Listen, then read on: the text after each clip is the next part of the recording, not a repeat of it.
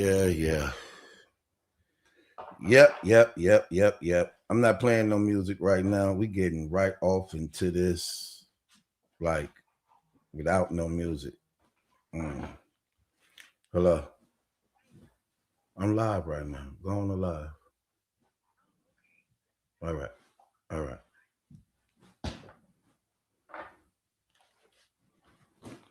Um. Yeah.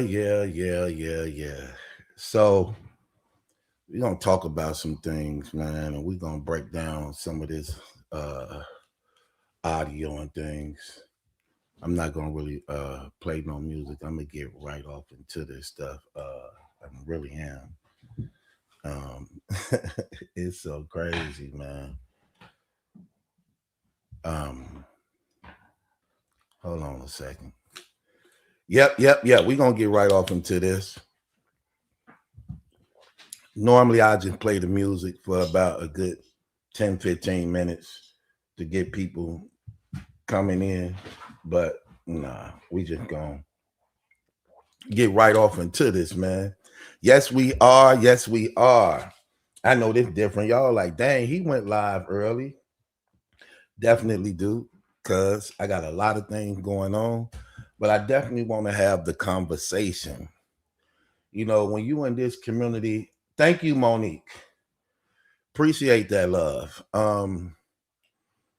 Thank you. You know, when you when you know the ledge, I was looking for you. I was, man, where you? I'm mad at you. I'm mad at you, bro. Just keeping it real. Like, you out of pocket. I didn't, where you, hold on, before I can even say where you been, you know what? Let me take that back, because I'm the one that's been absent. I was just gonna get on you and forgot I was the one been gone. Okay, I'm gonna give you a pass. I'm gonna give you a pass.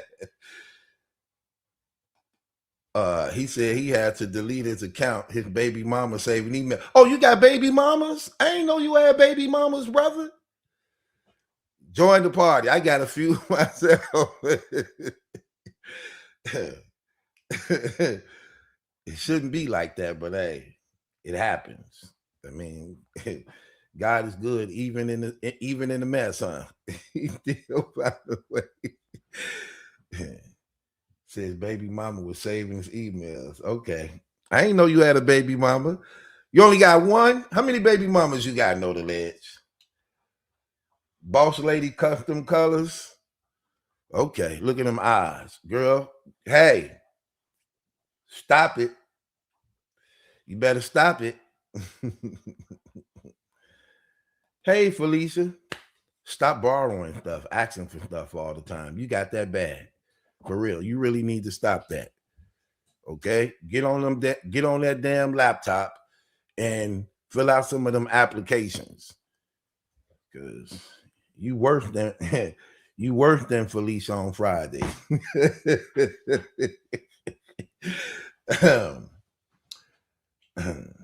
Boss lady custom colors. What you do, mama? What do you do? Cause that sounds like a business, which means you got a few dollars. You know, I got a little papoose up in me too. I got a little papoose up in me too. Hell, you think I'm gonna turn down your dollar? Hell, I'm just saying. Anyway, we're gonna talk about some things tonight. Well, this afternoon, we're gonna talk about some things. Claressa definitely has a new enemy. Shyneka have hold on. She say I custom color wigs and weaves and wigs, and I cook. Hell, that sounds like you looking for a man. You got a business and you know how to keep them home and keep them fed. Okay, well, I'm available. What else? What else you got? Give me a little bit more. I don't need that much more. Just give me a little bit more. What else? So you got your own business where you color wigs and weaves. Okay, so I ain't got to worry about paying for your hair. That's good. So make sure you remember that part. So you do that. You do your own hair. So I ain't got to do that. and you cook. Okay. Let me ask you this question, boss lady, custom colors. What is your go-to meal? What is your go-to meal if you're trying to impress a man and you inviting him to dinner at your house? What is your go-to meal? And you better not say no damn grilled cheese and tomato soup, even though I ain't had that in a long time. That actually sounds good. Last time I had that, I was in grade school. Let me see. She said, I have a small food trailer called Boss Lady Snack Shack. Okay, good. You know what I love doing, man? You know, a lot of men like doing this, and a lot of y'all women gonna know exactly what I'm saying. You know, we like eating y'all stuff. We have to fit y'all eat our stuff, but we love eating our woman stuff. We love eating our woman stuff. Don't y'all know? Like when y'all don't finish all y'all stuff, we love eating y'all leftovers. We love going in your snacks. We love, you know what I mean? Because let's keep it real. When I put it on you, I deserve a damn snack. I deserve some of your turtles. I deserve some of your damn potato chips. I deserve to drink your soda that you got in that refrigerator waiting for it to get real cold and slushy. I deserve that drink satisfying you. Listen, I'm just saying. Yeah. Y'all know what I'm talking about. Uh-oh, she said I let him pick because I could cook everything. Drop your location. I don't believe. Inbox me and drop your location. I don't believe you. I want to come see for myself. Hold on, wait. Do you keep a clean house? Some of these women don't keep a clean house, okay? There's a difference between cleaning up and straightening up. Which one you do? Do you straighten up or do you clean up? It's a big difference.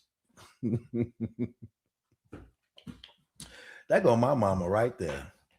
Hey, Ruthie. How you doing? That's my heart. Listen, let me tell you something. If don't nobody love me on this internet, she definitely do. I might not trust nobody else. I definitely trust Ruthie Shakespeare. That's my heart right there. I'm trying to tell you. She said, I'm in Atlanta. Okay, so you down there where them black folks at. Okay, well, I should fit in very well. And she said, I'm grown and I clean. So she keep a clean house. Okay, I'm gonna pull up on you and see. Do your exes and baby daddies still be popping up? Hold on. I gotta make sure that's clear. Do your exes and your baby daddies still be popping up? I need to know that because I need to know if I have to bring this pistol or not. Okay. Matter of fact, hell, I don't trust you. You ain't gonna tell the truth. I'm bringing it anyway. So I advise you to make sure that you get your affairs in order before I get there. I'm just saying. When I have your damn baby daddy popping up on me while I'm in this house half dressed.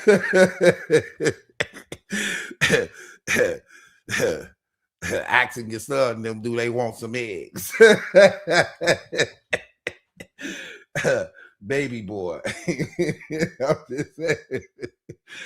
I'm just saying. Love you too, mama. Okay? I'm just saying. Yeah, we got some things to talk about, man. So it appears that Claressa Shields got a new enemy. Shyneka. That sound like a woman who gonna be trouble, won't it? Shyneka? Like what? That's definitely hood. That's hood. I already know she ain't from the suburbs. Okay. I knew with a name like Shyneka, she gonna go off the chart. Okay. She ain't sticking to protocol. Okay. And we love her for it. I love me some Shyneka. I love your little pretty jolly self. You got a big spirit, but I also know you don't take no mess. You ain't fooling nobody with that radio personality. Yeah, you would go there. You would go there. You know what's crazy? I thought she was gonna actually freeze up doubling back after that comment, but she didn't. No, she stuck with it and added some more. She stuck with it and added some more. Now, that's my type of lady. Now, I know she probably had to be respectful on a radio show, but she ain't on a radio show no more. She in the comfort, cozy house that she actually have. I'm in my house. I can say what I want in my house, and that's exactly what she did. And I like it. Her beautiful self. She's so cute. Did y'all watch this interview? Because we're going to assess it. We're going to break it down, talk about some things, because it's a lot to unpack. A lot. Like I told y'all, this story ain't going nowhere. Henny Vibe say, your comments don't like when you speak on Remy. Yeah, because they don't have a relationship with God. Anybody who have a true, genuine relationship with God, they ain't going to have no problem with my commentary and the things I say. People who do not know God, and I mean know him, like know him through the word of God. Know him like you have a real relationship with him. Know him like you respect the things of God. You're not going to have a problem with what I say about Remy. You ain't going to have no problem with what I say about Pat.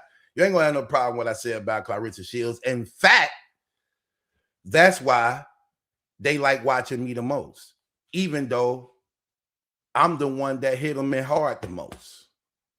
They know it's true. When I listen, let me tell you something. When I break down Pap, I break them down, right? And y'all love me for it.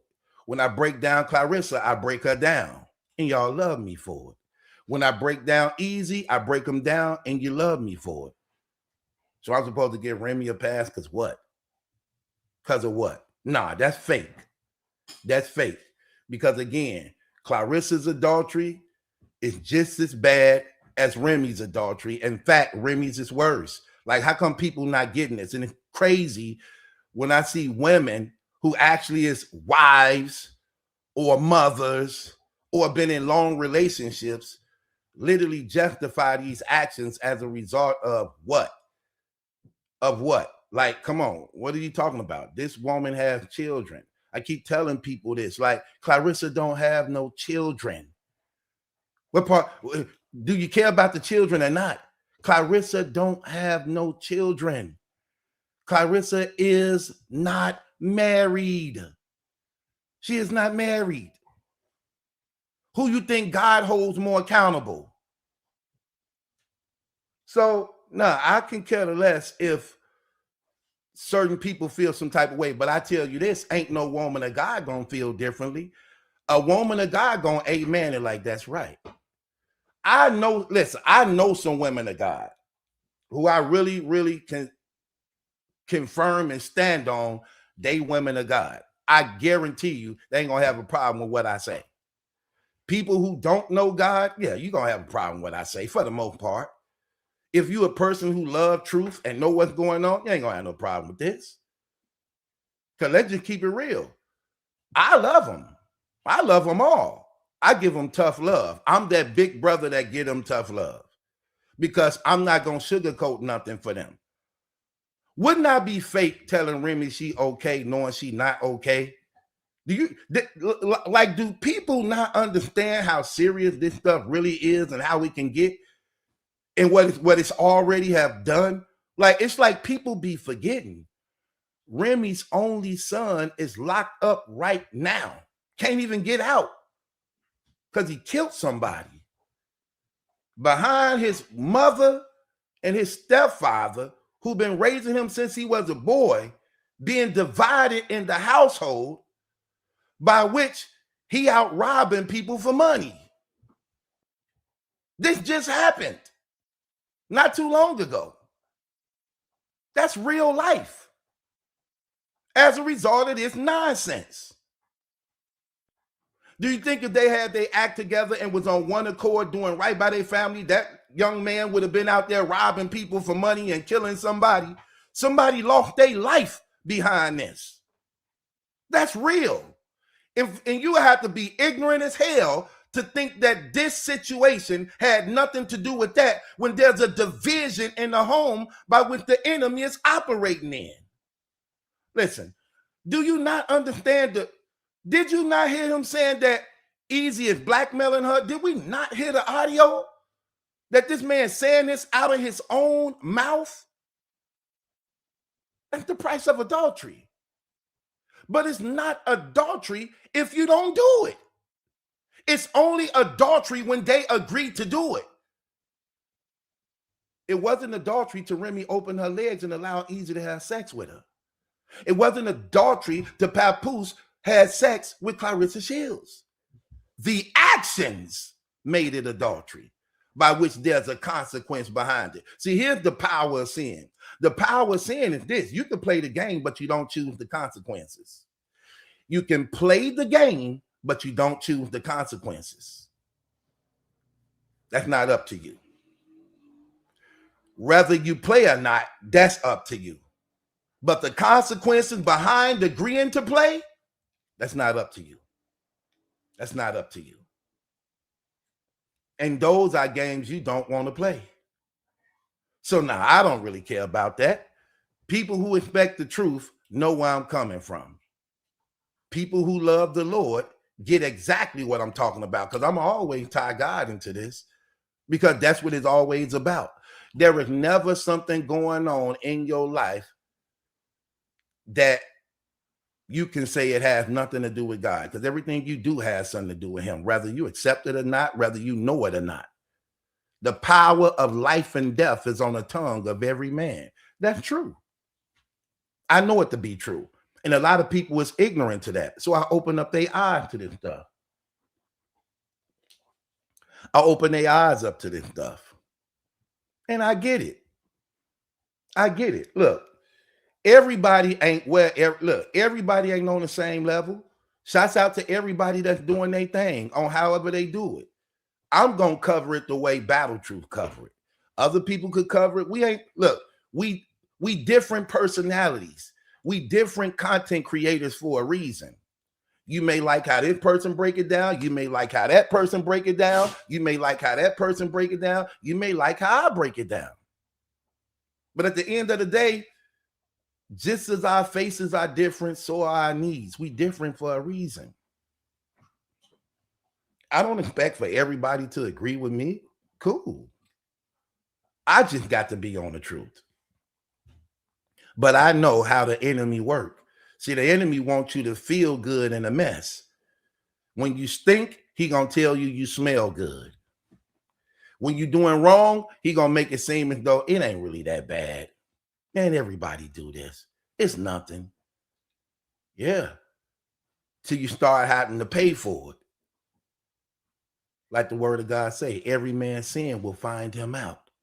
Every man's sin will find him out. Okay, I get it.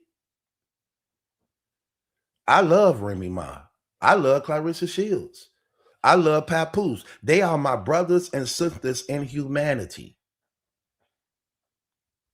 If I could talk to them one-on-one, I will tell them the same thing I'm telling them on this internet.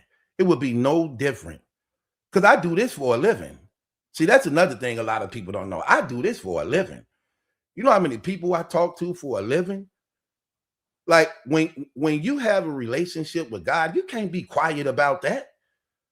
You are a witness to who he is, by which people hear the truth and actually now have to do something in the truth that you now just heard. There is not a person in my real life that wouldn't come on here and tell y'all, like, no, that's dude in real life. Dude like that in real life. Like, for real, dude is like that in real life. Yeah, because I know how serious this stuff is. You know how many black people I done seen in funeral? Let me tell you something. You know what one of the most crying shames I ever seen? Funerals. Funerals. Terrible. Have you ever noticed that a funeral, it don't matter who the person is that died. It could be a gangbanger, a prostitute, a homosexual, a thief. But in their obituaries, it's typed up so beautifully to make them appear like they were saints. They be saying stuff like, oh, attended church at such and such Baptist when they was such and such gave their life over to God when they were 14 years old. Really? Stop it. Stop with these lies. As though this is a bill that heaven actually looking over and considering. Absolutely not. So you can lie to the world. You can lie to the world, but you can't lie to God. You can lie to the world. You can't lie to him. You get what I mean? You can lie to the world, but that stuff don't work with God. God knows exactly who in that casket. A thief, a liar, a homosexual, an adulterer, a murderer, a stick-up man. He know who in that casket and why it probably took his life so soon. He know. That's one of the most phoniest things I ever saw. And then it'd be crazy because a person's life is summed up in one little paragraph. Person could have been 50, 40, 30, 60, 70. Their whole life is summed up in one paragraph. The majority of the obituary is mainly made up of who attending and how the service is going to go throughout the day. Who going to sing, who the pallbearers, who going to say the poem, who got the song to sing. Life summed up in one little bitty paragraph.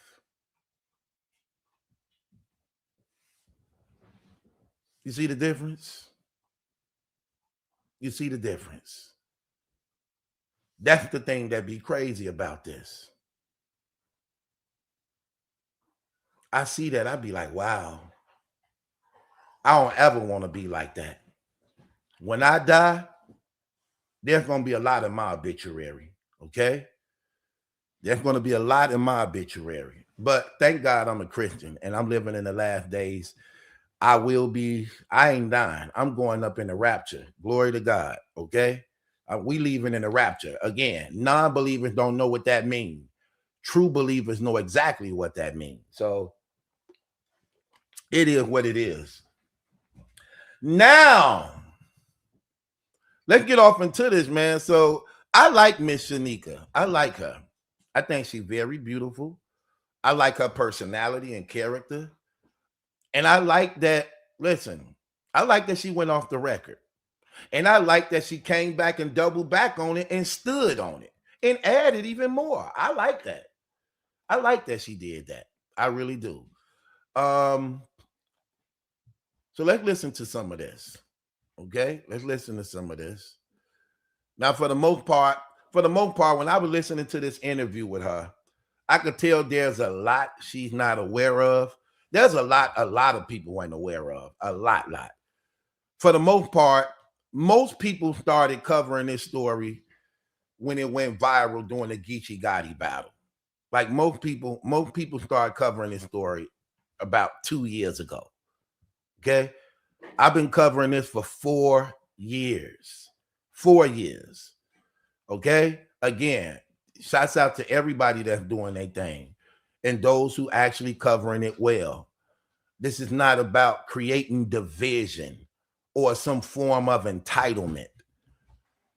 What I'm basically saying, oh man, this dog done farted in here. Oh man, and it smells bad. Whew. Ain't nothing worse than a dog fart. Oh my gosh, it's so silent and quiet, you don't hear it, and it just come right up in you. And I'm talking and breathing and inhaling. Hold on, man. They're gonna have to leave. Hold on. Y'all got to get up out of here. Hey. Come on. Y'all got to get up out of here. Come on, up out of here. Out. Come on, Janice, go. Come on, out. Come on, let's go. Out. Come on, you think. Come on. Let's go. Come on.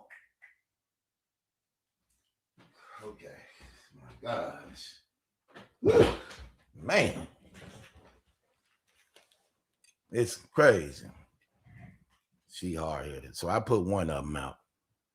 My gosh. Y'all, who got dogs? Y'all know exactly what I'm talking about. What? One of y'all said, I ain't got a dog, but I got a man, so I get it. Stop talking about us like that. All men ain't dogs, okay?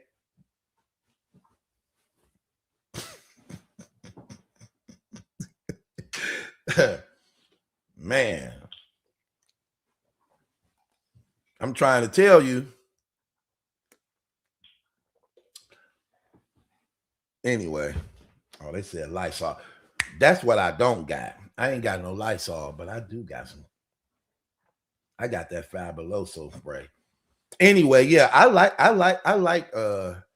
Shyneka. I like her personality. I like her spirit. But I could tell, like I said, I could tell that there's a lot of things she ain't privy to.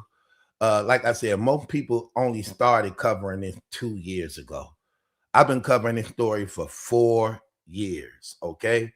For 4 years. I don't believe those people who covering this know more about the things I know. And I'm just keeping it 100. Now, that's only because, again, I go deep, deep, deep, deep. Remember, hey, nobody talked about Easy Shooter. Didn't I play y'all Easy Shooter? I played y'all Easy Shooter who was going to shoot up Papoose, right? And guess who was right there with him? Why they finna shoot up Papoose? Who would watch it? See, this is what I love about my people. Watch my people. Watch how cold my people is. Let me show you the difference between my people and a lot of other people. Watch this, y'all. We finna do a quiz. Y'all want to do trivia? Let's do trivia right quick. You know, we could do trivia. Y'all want to do trivia right quick before we get off into this video? We're gonna do like 10 questions. Let me see. Do y'all want to do trivia? Okay, let's do a trivia right quick. How you doing, Cali girl? Okay. Stop playing with me. Stop flirting with me. I'm working right now. Okay. Have some respect for my job. I'm working right now. Button up your damn shirt too. Stop playing with me. Leave that. This girl right here. I'm trying to tell you, man. Y'all be making my job too hard. Stop doing that. Let me focus on my damn job. Can I do my job? We'll get to that later. Can I do my job? My gosh. Look at Night Armor talking about no. She don't like trivia because she never wins. She never win anyway. She can't stand it. Okay, we're gonna do trivia real quick before we get off into this video, just to show y'all the difference in how my people know the real truth of what's going on. Okay, watch this. Watch this, y'all. Here we go. We finna do trivia. 10 questions. When Papoose, watch this, y'all. When Papoose was mad at Remy Ma for messing around with Easy, who did he go seek after? Who did he go seek? Watch this, y'all. Who did he go seek after? Watch my people. We're doing trivia right now. See that? We got Angel. Miss Hustle. Look. Brixton. Miss Hustle. Look. Miss Hustle. Look at dark hair. Miss Hustle. Don't nobody talk about that. Look. Don't nobody talk about that, do they? They don't look, they don't play that part. Look, they don't play that part, do they, y'all? They don't play that part, do they?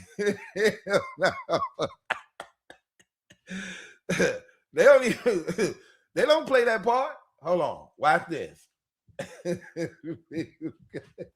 The Cali girl, right? Look at boss lady, right? Look at Felicia, right? Look at Ruthie, right? I'm telling. Look, my people know. Watch this. Next question. I'm gonna say things channels don't talk about that they ain't privy to. Watch this. How much was Remy in debt? How much was Remy in debt that made her go seek out the Easy? Watch this, y'all. How much was Remy in debt that made her go seek out the Easy? Let me see my people. Where y'all at? Look at it coming through. Look at it coming through. Ain't nobody played this clip. Hey, a girl, you want 10,000? Here's 10,000. If I put you on my card in February at 10,000, I can't put you every week 10,000, 10,000, 10,000 to everybody. I'm gonna be fucked up. One, women, I told you, I still have yet to make $1. I'm at least 400,000 in the minimum. Hey, a girl, Hey, let's see what my people said. Look what my people said. look, they know. Look, I ain't 400K. Look, Felicia, 400K. Look, Ball 400K. look, 400K. Brickton, 400K. 400K, 400K, 400K. And don't talk about that, do they? Watch this. Look, 400K, 400K, 400K. They don't play them clips. They don't talk about that. Watch this. Next question. Before she went after Easy, who was it that she was actually going after? Who was it that she went after first? Watch this. Who was it that she went after first? It's different over here. Who was it that she went out after first? Look at Brixton. Brixton in the battle rap community. Brixton in the battle rap community. Look. Surf. See that? Surf. Surf. See that? Yeah. They don't talk about that part. They don't look. They got a surface of the story. They don't talk. Look. Surf. I'm trying to tell you. Look, watch this. I go to another question. Watch this. Here's my next question. Okay, so when she found out after being 400,000 in debt, watch this. Who did she go to first to ask her for help? Who did she go to first to ask her for help? Watch this, y'all. Played that clip too. Who did she go to first for help when she was 400,000 in the hole? Look, I ain't right. See that? Right. Look, right. Look, right. Right. He said no. Surf got indicted. He was gone. She went to her husband. He said no. When he said no, she sought out the Easy the Block Captain. My people know the truth. They know the truth. We ain't gonna play these games. They know the truth. Watch this. Listen at this. Next question. They don't talk about stuff like this. Y'all gonna have to get a little bit graphic with this one. Watch this. Why did Easy, listen close, y'all. Why did Easy the Block Captain seek after Tasha K to give her the Remy tapes? Why was she the one he wanted to give the Remy tapes to? Why? Watch this.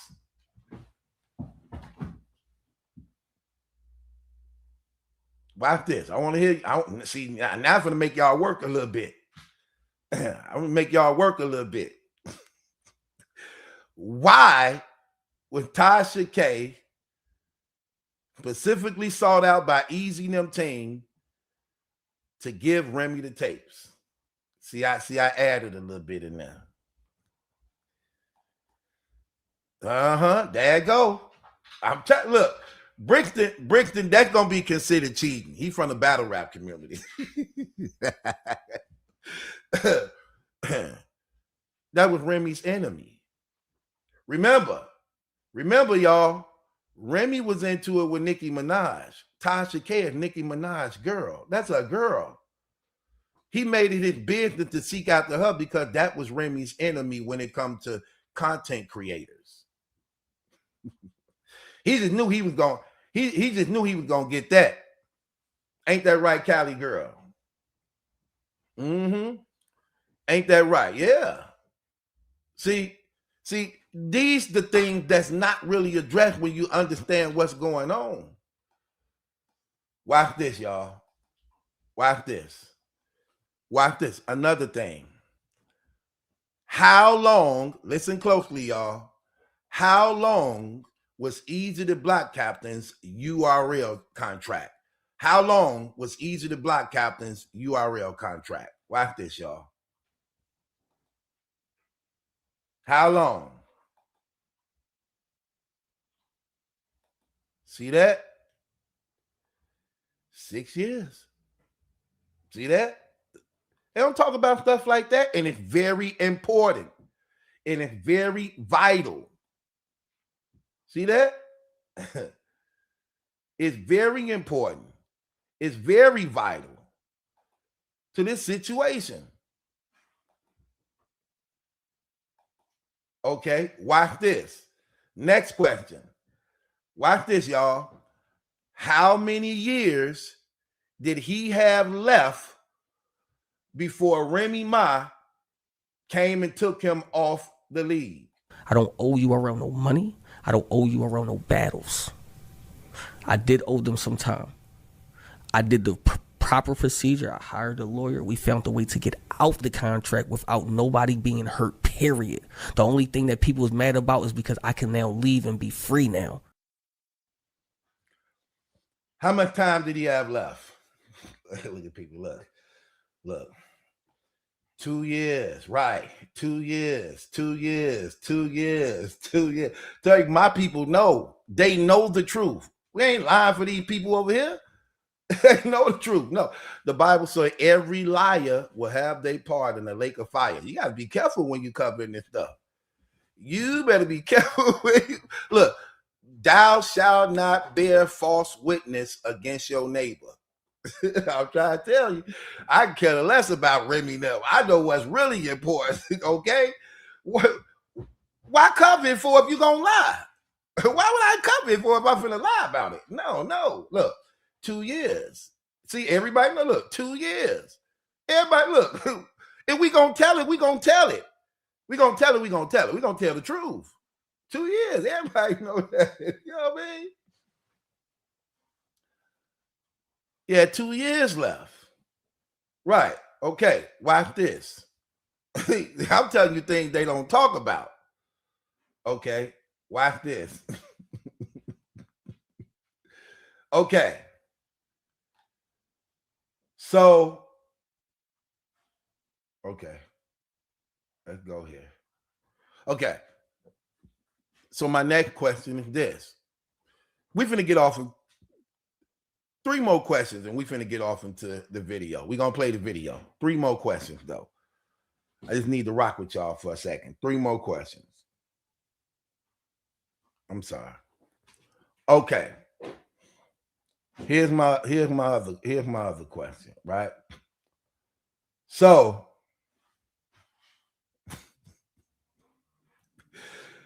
this finna now. I finna let y'all look right now. What I'm finna do right now, I'm finna just show y'all how cold my audience is when it comes to this story. What I'm finna do right now, I'm gonna throw something out there. It's more than one. It's more than one. Watch how many people watch how they do this question. Watch this. What are some of the similarities in this situation that Claressa and Remy have and similar to dealing with this situation? What are they similarities that they both was guilty of? Watch how many different things come out. Watch this. I'm just going to show y'all how people be trying to be selective and say Claressa when they actually one and the same. When they one and the same. Watch this. What are some of the similarities? Let's see how honest y'all know. And keep it real. What are some of the similarities that they both is literally guilty of? Okay, taking care of Pap. That's one. I give you that. What else? I want you to think about. Okay, let me see. Hold on, wait. Let me see. Cheating. Okay. Uh-oh. Look at Cali girl. messing with their friends, man, right? Because that's what we call Claressa Shields out on, right? We call Claressa Shields out on that, right? Okay, don't worry about it. I'm trying to tell you, look, if you're going to be honest, if we going to be honest, let's be honest, watch this. That's one, right?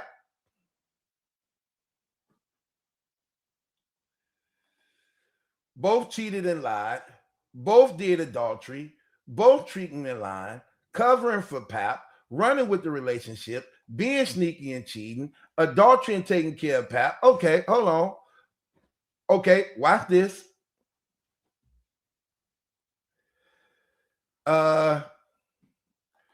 Remy took easy from Miss Hustle. See, you just took my other question. Because that's exactly what they doing the same thing. Miss Hustle was messing with Easy first.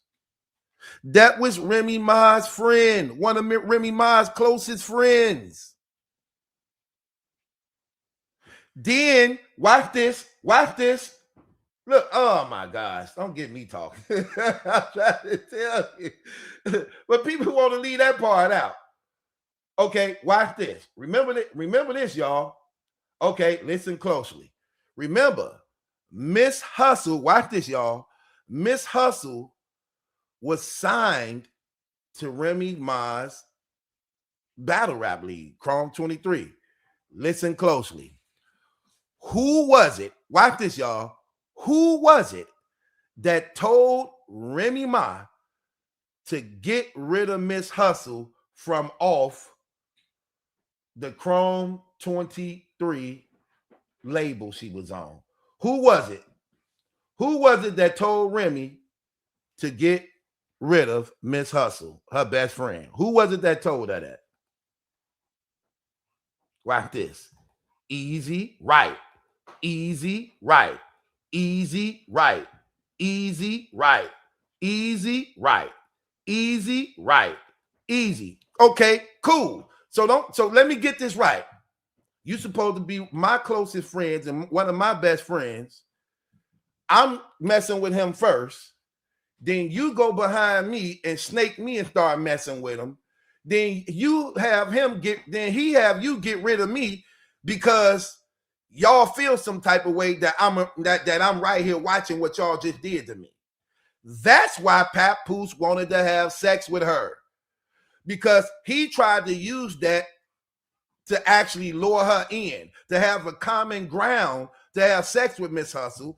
Basically, like, Remy crossed you, she crossed me, her and Easy messing around. Why don't me and you mess around? Miss Hustle said no. And they tried to bash her for that. They tried to attack her for that when she wanted to tell her side of the story and told the truth. They literally went against her for that. That was wrong. That was unfair. That woman was signed to your label, where she was depending on a check to take care of her daughter. You had the guy who she was messing with. Now you messing with her, and that was your best friend. Have you get rid of her. Okay, do we got receipts on this stuff? Yeah, we got receipts on this. And throwing water bottles, y'all ruin everything that you touch. She cut off Hustle and grabbed Easy just to make a few bucks. See that? That's clear. That's Rosenberg Raw, one of Easy's closest friends. She cut off Easy. She cut off Hustle and picked up Easy. Why would you have to cut them off? This is a label. You want the best talent. Miss Hustle with the #1 female battle. Look, she's the #1 female battle rapper in the world. #1. Look, watch this. #1. There go her titles. She holding the belt to her titles. Those are the belts to her titles. Female Battle Rapper of the Year. That's her titles. So you got the #1 girl on your league with Easy, who's the #1 hottest dude in the game at this time. You don't have to get rid of nobody. You need this lineup. This is the lineup you need to make sure your league is the hottest, by which the pay-per-view sells the most. had to get rid of her because you know what y'all just did to her. It's uncomfortable being in that setting where she get to look y'all in the face knowing what y'all did. That's what the problem was. That's what the problem was. But they don't want to talk about this. They want to leave this out. No, I'm not leaving this out because this is all part of the story. We ain't giving you the end part of the story. No, this is what set everything off. It starts from here. You see Claressa Shields and Miss Hustle together right there, right? You see them together right there, right? But it started out with Remy and Hustle together first. We know the whole lineup of how this all happened. Miss Hustle and her got together to do Chrome 23. Miss Hustle was the #1 girl, and that was her main artist. She was supposed to be only dealing with the women. But all the women ain't that good. So the pay-per-view sales ain't that high.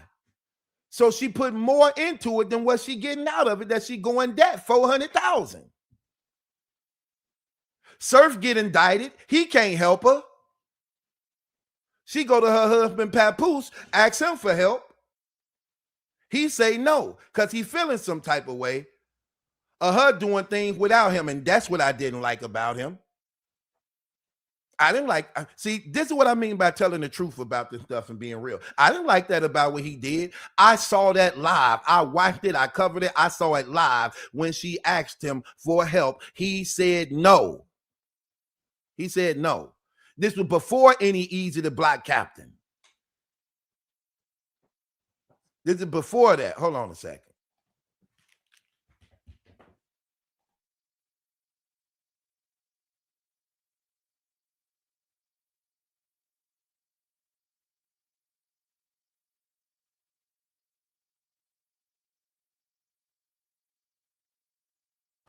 Okay. Yeah. So that was before that. That was the real truth. Miss Hustle got a young daughter somewhere around 8 or 9 years old.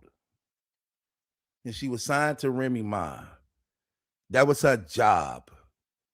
She was getting $10,000 a battle because she was the #1 girl. So she was getting $10,000 at the least for that battle.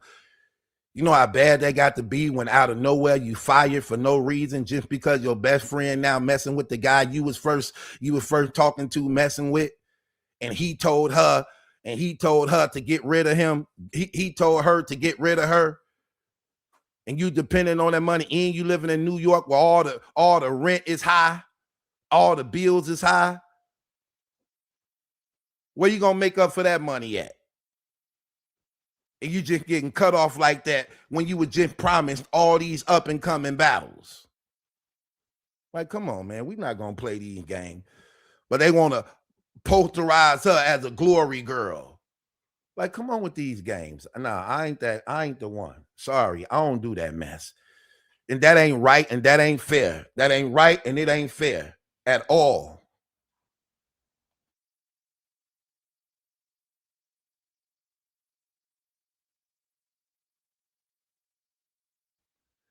That ain't right and that ain't fair. That's terrible. But this is the world we live in. If you're more popular, who cares about the little people that ain't that popular? It's all about popularity. Who's the most popular? Who's the most liked? If you're the most popular, the most liked, you can walk over everybody else. That's wrong and that's terrible. And God hated it. I wish a person would. How dare you try to tell me not to cover this in truth? Oh, no, I'm going to cover it in truth. I'm going to give the real truth. Get around these receipts. Ain't going to be able to do that. Yeah, did that girl wrong. That hurt her feelings real bad.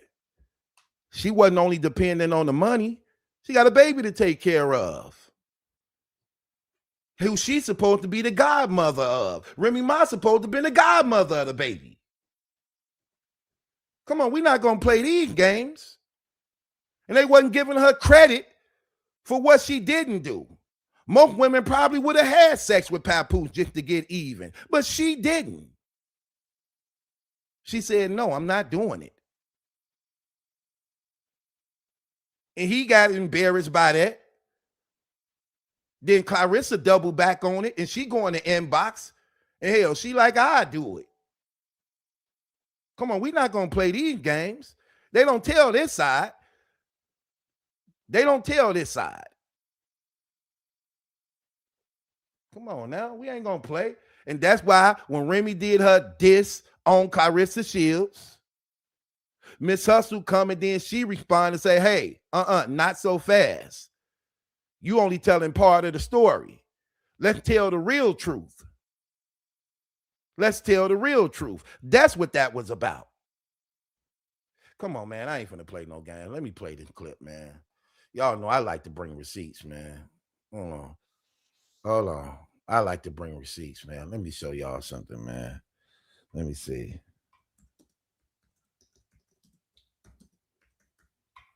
I don't care.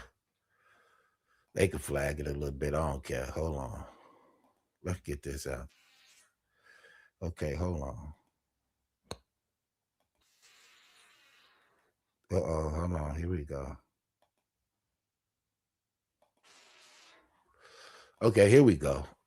Let's go, y'all. Y'all know I'm gonna bring y'all the truth. We ain't gonna play. I'm gonna bring y'all the drama. Come on, let's go. Okay, let's go. Like, man, we gotta walk through this gymnastics, man. We be walking through this stuff, don't we? My gosh. Okay, so let's get off into it, man. Let's get off into it. Okay, here we go. We here. Here we go. We here. We here. Let's get off into it. Here we go.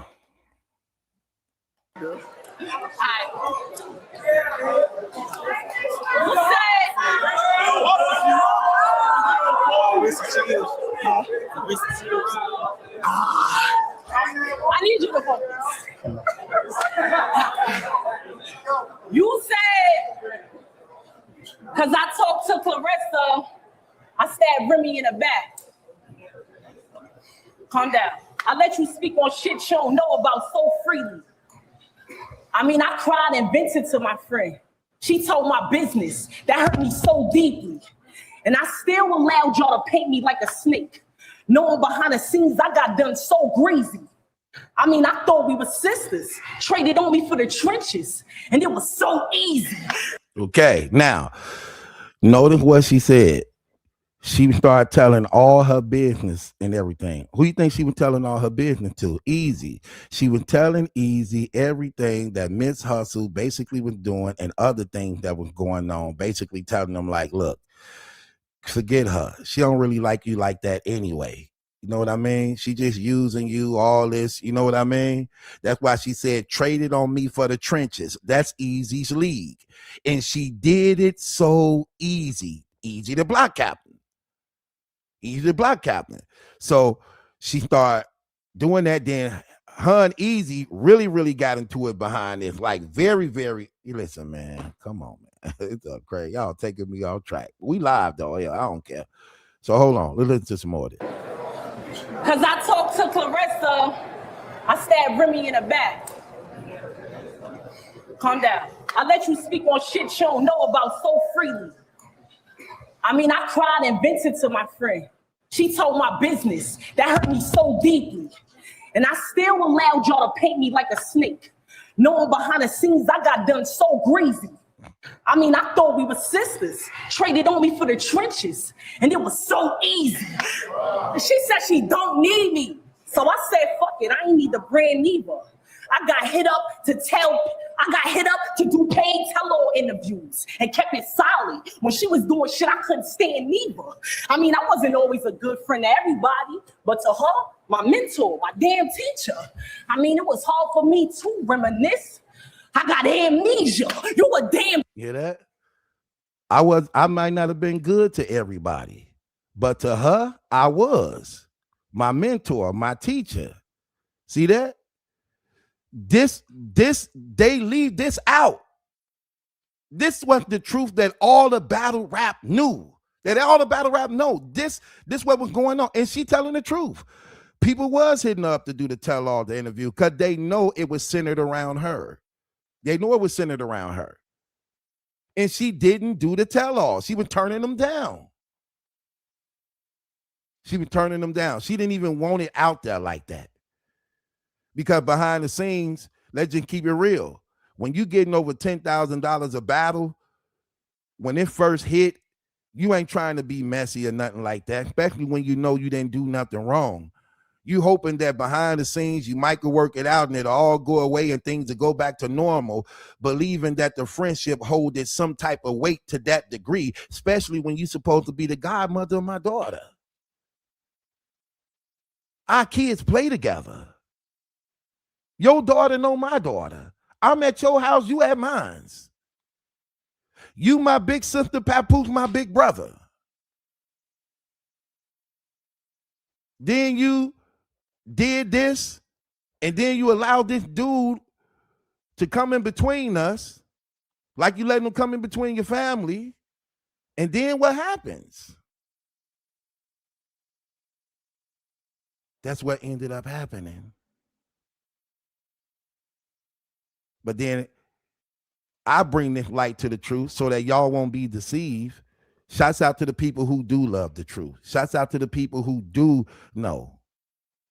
But for the ones who try to turn the blind eye, come on. I mean, it is what it is. No big deal. I don't really care. But don't try to say nothing against me for actually covering this. I'm a content creator covering this story, so I'm going to give the whole background of it. I'm not leaving y'all in deception. I'm not trying to highlight another person to make you like them when they all wrong. It becomes adultery when Remy and Papoose open up their home and allow themselves to get involved with other people. They are the ones that matter the most when it comes to the situation that they are held accountable. I get it. Okay. So these are things that people don't be talking about because a lot of them don't know the history to talk about it, and they don't know where to go, and they don't know where to find the evidence. Because again, they just starting to cover this. I've been doing it for 2 years. 4 years. They've been doing it for 2 years. They only picked it up when Claressa came in play. I was on it from the jump. Listen, let me tell you something. I was on the phone. Look, I was on 3-way calls with this stuff was going on with personal people, like who act like literally people that's involved. I was on the phone with them. They know what I'm talking about. While it was all going down 4 years ago, literally. When it even jumped off, I got the calls first. I was one of the first ones to get the calls, literally. Like literally, I was like one of the first ones to get the call. One of the reasons why people called me first, because everybody liked my commentary and breakdowns. They want me to break it down because they know I'm going to get strategic and surgical with it. And they're going to give me everything I need to make sure that the content come out that much more impactful, that I'm going to cut off every angle. You ain't going to be able to wiggle your way up out of it. Especially with the evidence that's presented to actually show the truth of what I'm talking about. See, lies for the most part try to go silent. The truth is loud. I'm trying to tell you.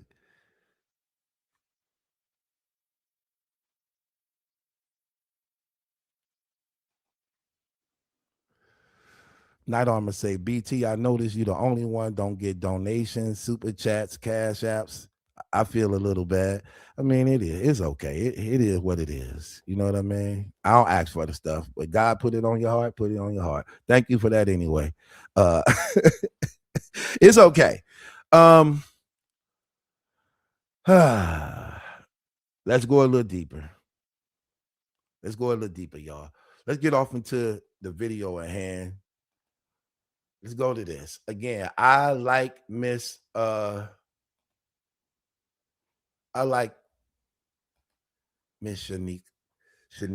I like her. I think she's very beautiful. I like her spirit so far. but I can tell there's things about this that she really don't know. But for the things she do know, I mean, it don't take long to look into something to tell that something ain't right. You know what I mean? So let's listen to some of this and break some of this down, y'all. Syndicated in so many different markets, but it's a nationally syndicated show. Okay, yes. Are you? So it's Young Jock and the Streets Want to Take Over. That's the name of the show. Okay, Young Jock and see Jock will call me up and say, "D, get it right." So, are you in New York yet? Huh? You in New York? You in New York market yet? No, we're not. Okay. We're in Chicago. We're in Detroit. We're up north in a few places. Well, you're in New York right now because okay. So it's a few questions I have for you, but more importantly, I know people want to know somebody's husband. Because at the end of the day, that's what people are looking at. Well, pause. Okay. Pause, because that's not somebody's husband. Okay. Papoose filed for divorce. Y'all hate to say that word, but that's out there. He filed for divorce because he's for looking at. Well, pause. Okay. Pause. How much longer are you willing to be in a relationship with somebody's husband? Because at the end of the day, that's what people are looking at. Well, pause. Okay. Pause, because that's not somebody's husband. Okay. Papoose filed for divorce. Y'all hate to say that word, but it's the word that's out there. He filed for divorce because he's serious about me. So I'm not with somebody's husband. Okay. And if you go, oh my gosh, when she say that is just so irritating. He filed for a divorce because he was serious about me. Oh my gosh. He filed for a divorce because he was serious about me. Well, first of all, we know that's not true. But let's just say that was true in her own psychotic imagination. Let's just say that was true. That don't make you look good. That's actually terrible. Because what you're doing is self-admitting that you were involved with him. He's still married while he was married, knowing he was married, and you were enticing him and influencing him to leave his family to be with you. That's what you're self-admitting. And that's what's dangerous when it comes to God. It's like you literally condemning yourself.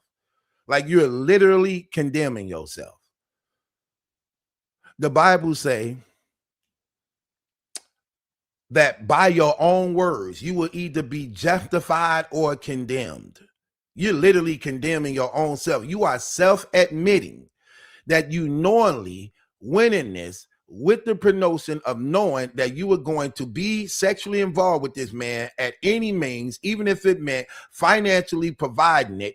And while you were involved in it, you were going to be enticing and influencing this man, encouraging him to leave his wife and kids to be with you. And you were willing to do what? That's why this is called witchcraft. This is why this is called witchcraft. You were going to make sure, let's just be honest, you suck him off, because she on record saying this, that she loved giving him head. You was going to suck him off to the best you could do. You was going to flood him with all type of money, gifts, and restaurant foods. You was going to try to show him the best time of his life to show that you was the better choice over his wife by using weapons of seduction to get him to go against his family. That's what you were doing. That's evil. That is evil, super evil. And she thinking she's saying something real. She thinking this supposed to be rewarded. She thinking this supposed to be appreciated. This is why I was trying to tell people, like, she controlling this.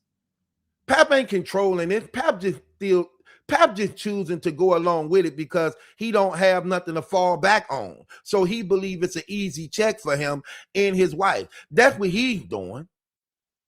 She could stop this at any time she want, but she not. Come on, let's just be honest. Let's listen to some more. going to call him her husband, make sure you call her his wife. That don't even sound right. She thought she said something real right there. That right there was so stupid. That was another stupid statement. Or looking at. Well, pause. Okay. Pause, because that's not somebody's husband. Okay. Papoose filed for divorce. Y'all hate to say that word, but it's the word. That She got that from me too. She stole that line from me. Y'all know, y'all who've been watching me, that I always be like, they hate to say that word. She hate that. She don't want nobody asking her that in interviews and nothing like that. So she gonna say, y'all hate to say that word when nobody hates to say the word. We say it all the time. You the only one hate the word. You don't want it being brought up in interviews and when you out and about. You don't like that. That's why you tried to take it out on Elisa Baumgartner, because she publicly outed you on that and called you out on that, and you didn't like it. Like, girl, stop it. that's out there. He filed for divorce because he's serious about me. So I'm not with somebody's husband. Okay. And if you're gonna call him her husband, make sure you call her his wife. Right there. She thought she said something cold. And if you're gonna call him her husband, make sure you call her his wife. We do. That's exactly what we do. That's what everybody do. That's what you don't want to hear. That's why you continue to say on social media, he filed for divorce. He filed for divorce because everybody's telling you you're with his wife. What do you mean? You making it seem like ain't nobody saying this. Everybody's saying this. Like, I don't, like, girl, is you listening to yourself? Like really, are you really listening to yourself? Yeah. And if y'all gonna call her his wife, make sure you call, if y'all gonna call him her wife, make sure you call her her husband. What? Like, girl, get up out of here. You sound crazy as hell. And also hold her accountable for what she's doing in her life, because she has a man who she's big about. So and that's the thing I'm saying, right there. I know Claressa be trying to feel bad at times, like she'd be like, man, why is all this pouring down on me? Again, you're the loudest, but in her mind, she like, well, me and Remy doing the same thing. Okay, I'm having sex with Papoose. Yes, it's adultery. That's what we doing. But Remy having sex with somebody else too, and that's adultery too. So why is mine looked at as being greater than hers when adultery is adultery? Cool, I get it. But the only reason why you get it the worst is because you're the loudest. Remy, again, is just more cunning, more laid back, more secretive in what she do, even though it's of equality, if not worse for her in God's eyes. In God's eyes, it's worse for Remy, just keeping it 100. It's worse, entirely worse. When you look at this situation, it's still worse for Remy than it is Claressa Shields, because again, Claressa Shields doesn't have any children. She don't have little daughters watching this on social media erupt. Why my daddy with this woman, and who's this guy you hugged up with, mama, that they putting all up on the internet? Who is this dude? Because I'm pretty sure Remy probably never bought Easy the Block Captain around her daughter. That's why Papoose said they got a secret getaway house they go to. But she got a smartphone and she looking on the internet, and I'm seeing my mama hugged up with this dude. Children don't like that. They don't really like to see their parents with other people. That's an emotional scar that be on children. And that's one of the reasons why most women don't easily leave the men that they've been dealing with, even though they know they may be cheaters and adulterers, because they don't be wanting to scar their families. They don't be wanting to hurt their children. And they don't be wanting to introduce another man or a woman to their children. So most women sometimes hang in there a little longer for the sake of the children. So when you got a little daughter, and y'all know these little kids good with these smartphones. They know how to go on TikTok, YouTube, Twitter. They know how to go anywhere. And you typing up YouTube videos and your mama popping up. And your daddy popping up. Having affairs with these strangers you don't know nothing about. And now you starting to wonder, this why he ain't here every day no more. This why she be gone all the time and leaving me with her cousin sometimes. Things like this. So how is this cute? How is this good? Who actually hurt the most behind this? Remy do. Remy and Pap do. The golden child got one brother who's locked up in jail facing life. You don't think she asked where my brother at? Like, come on, like, what are we doing here? A lot of people ain't mature to have these conversations. And that's why most times I don't really call certain people up on the platform. People who I do call up, I respect they mind as being a person who see things in truth. Some people childish. And some people are too broken emotionally from man hurt that they can't even see the truth. Because you still looking at this as something that went on in your life or what you're going through right now with a man you still scoring over. So you can't even see the truth. There's nothing funny about the situation. This don't make Remy look good in no type of way. She lost and hurt the most.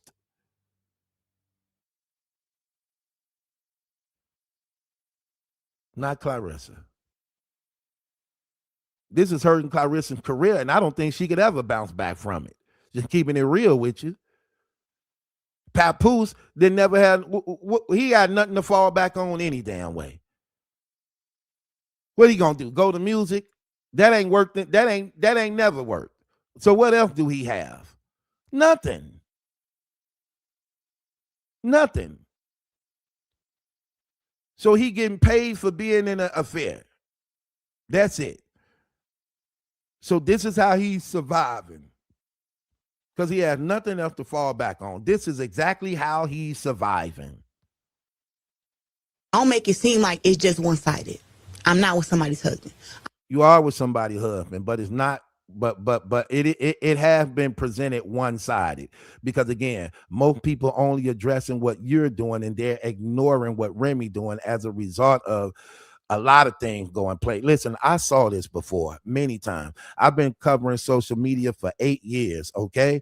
There is a spirit that's in, there is a real seducing spirit that's actually in celebrities. It is. It was in Michael Jackson. It was in R. Kelly. It's in Tupac. It was in, like, let me tell you something. There are levels of spirituality in this celebrity world that it literally will put people under demonic trances. Beyonce got that very powerful. That's why she got the beehive that will attack and tear down anybody that has anything bad to say about her, even when she's in the wrong. They will attack you. They will come at you. They will do anything, even though she don't even know these people. All she got to do is say, hey, I acknowledge y'all. Hey, I love you too. And they believe it's really love. And they believe the acknowledgement is good enough for me to take down somebody on your behalf. I saw that spirit. It's a spirit of seduction. It's a spirit of lesbianism. It's a spirit of empowerment. It's a spirit of hurt. It's a spirit of scorn. It's a spirit of emotional distress. It's a spirit of literally deception that a lot of these celebrities have that actually affect their supporters. I know women that's very attracted to Beyonce and will follow her anywhere. I saw this also with Nicki Minaj. I saw this also with Cardi B. I saw this also with Janet Jackson. I saw this also with Whitney Houston. Because the enemy try to work on women first. That's what he always try to do. He always try to work on women first, even though he try to remove the head, but he know the power is working on women as a result of the influence and spiritualism that's in y'all, by which God made y'all great. And if he could get you to not understand that and not know how powerful you are, he will work on your emotions to get you to turn. And you see this all the time. That's how they actually start weaving this homosexuality so big into where it at now. They started working it through women first, making it look attractive through women. Menage a trois and threesomes with a woman. So, because it was more shunned upon from men. So they used the women to work it in. And I'm saying the same thing with Remy, that there's a spirit in that. That you actually have people that's actually lusting over this woman, or literally willing to accept all she do just so that you could be acknowledged to some type of point of wanting to be involved. Like, really? That's crazy. Especially again when you're a mother and you probably be a wife and you probably in a relationship too. It's not cute. So Claressa Shields' adultery stink, but Remy Ma's adultery look good. It smell good. It's to be applauded. That's evil. That's evil. And again, I don't expect for people who don't know God to get this. Women of God know exactly what I'm saying. People who respect the truth know exactly what I'm saying. They one and the same. One louder and one is more quieter. But they do the same exact thing. And then it's like people just be ignoring it. That woman, again, just recently went on Angie Martinez's show and told the world that she been in the same situation with her husband for 20 years and don't date nobody, don't want to date nobody, ain't date nobody, don't even looking to date nobody. Then the following 2 days after, go to battle rap and tell everybody I'm still with Easy. What are you, like, really? But they ignore that. A whole lie to make it look good. To make it look good. Because as long as I'm cute and I'm doing my hey ladies, hey girls, hey boo, they gonna rock with it. But we gonna make sure Claressa don't get away with nothing. So you're choosing sides just to belong or just to be a part of. You either stand for truth or you don't. It's okay though if you just feel like, hey, it is what it is. That's what you feel, but don't get mad at somebody for telling the truth. I don't know none of these people. I don't know none of them. I'm just presenting the truth of what's out there. And I call it down the line for everybody. I'm sorry. I'm with the man who filed for divorce, who's serious about me, who has done things for me that I've done for him. So that's not what it is. Girl, that man ain't serious about you, and he ain't do for you what you do for him. Stop it. This is what I mean by this is how you know Claressa control everything. In her mind, she believes that everything she's saying is going just as planned. And it is to some degree. The only thing about it is she can't get the women on board. But everything else in her mind is going good as planned, like she thought it out. I get to be with them. I'm tied up into Remy them. I'm popular, but for the wrong reasons. I'm known more and I go viral all the time, but it's for the wrong reason because I just cannot get these women on board. I can't get them on board. At first, I thought they were going to be on board with me. Yeah, that's because before they didn't know what you had done. They didn't know you had been inboxing that woman for 2 years to now be laying down with a man. They didn't know that part.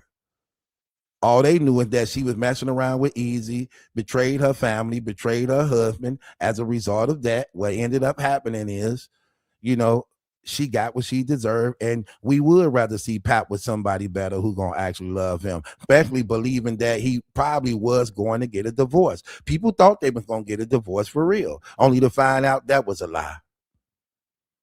People wanted to see him with you, believing that you was a good woman, only to find out that was a lie.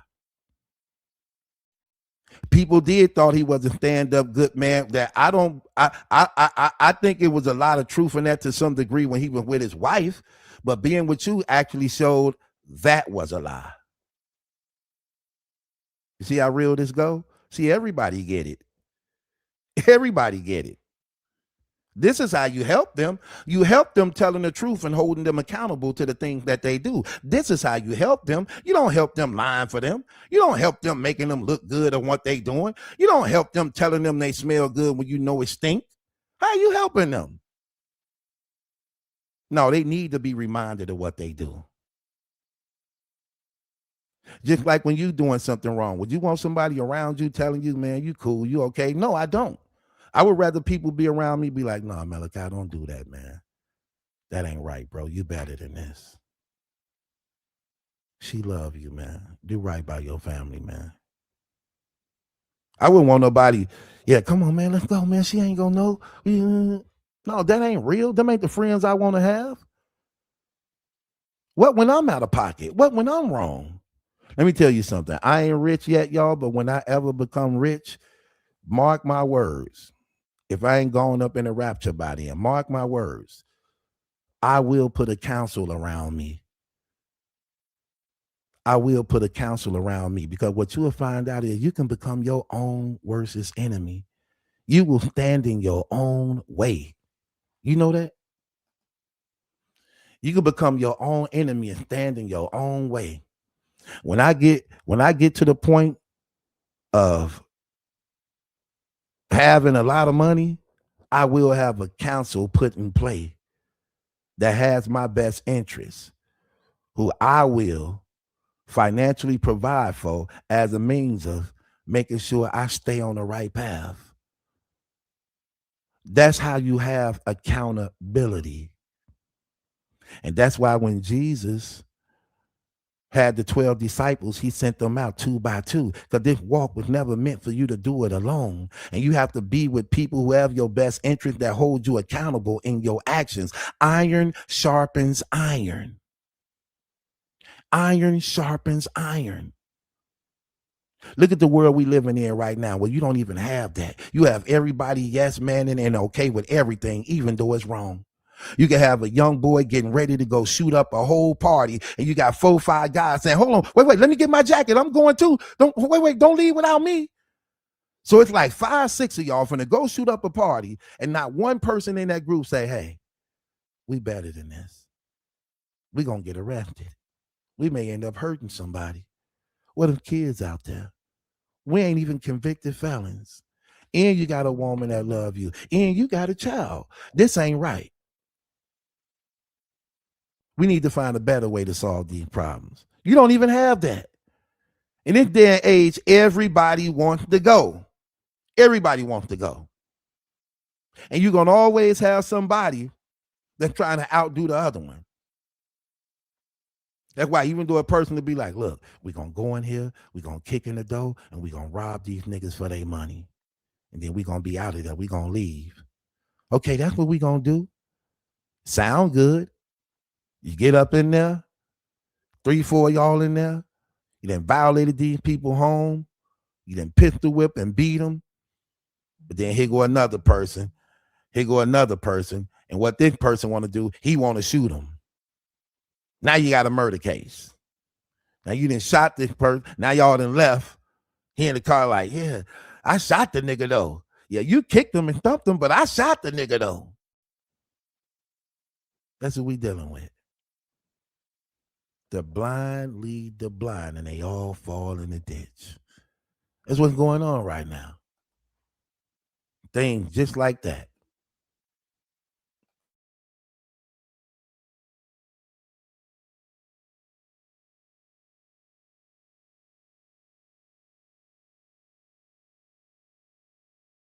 Crazy, crazy, crazy.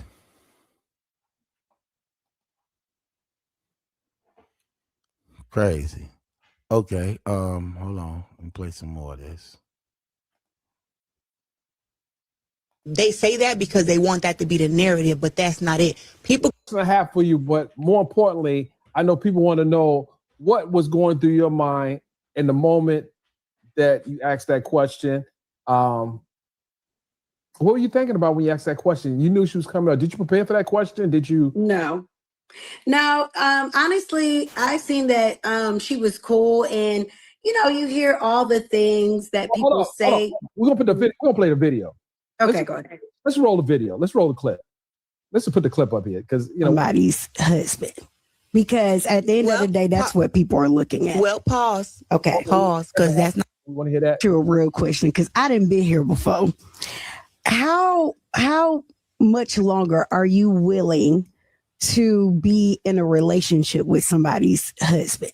Because at the end of the day, that's what people are looking at. Well, pause. Okay. Pause, because that's not somebody's husband. Okay. Papoose filed for divorce. Y'all hate to say that word, but it's the word that's out there. He filed for divorce because he's serious about me. So I'm not with somebody's husband. Okay. And if you're going to call him her husband, make sure you call her his wife. And also hold her accountable for what she's doing in her life. Because she has a man who she's big about. So don't make it seem like it's just one-sided. I'm not with somebody's husband. I'm with the man who filed for divorce, who's serious about me, who has done things for me that I've done for him. So that's not what it is. They say that because they want that to be the narrative, but that's not it. People go through divorces and breakups more than anything in the world. That's why it's such a big talk. Oh, we know. Oh, I just got divorced. I'm in one right now. Boy, she is so mad.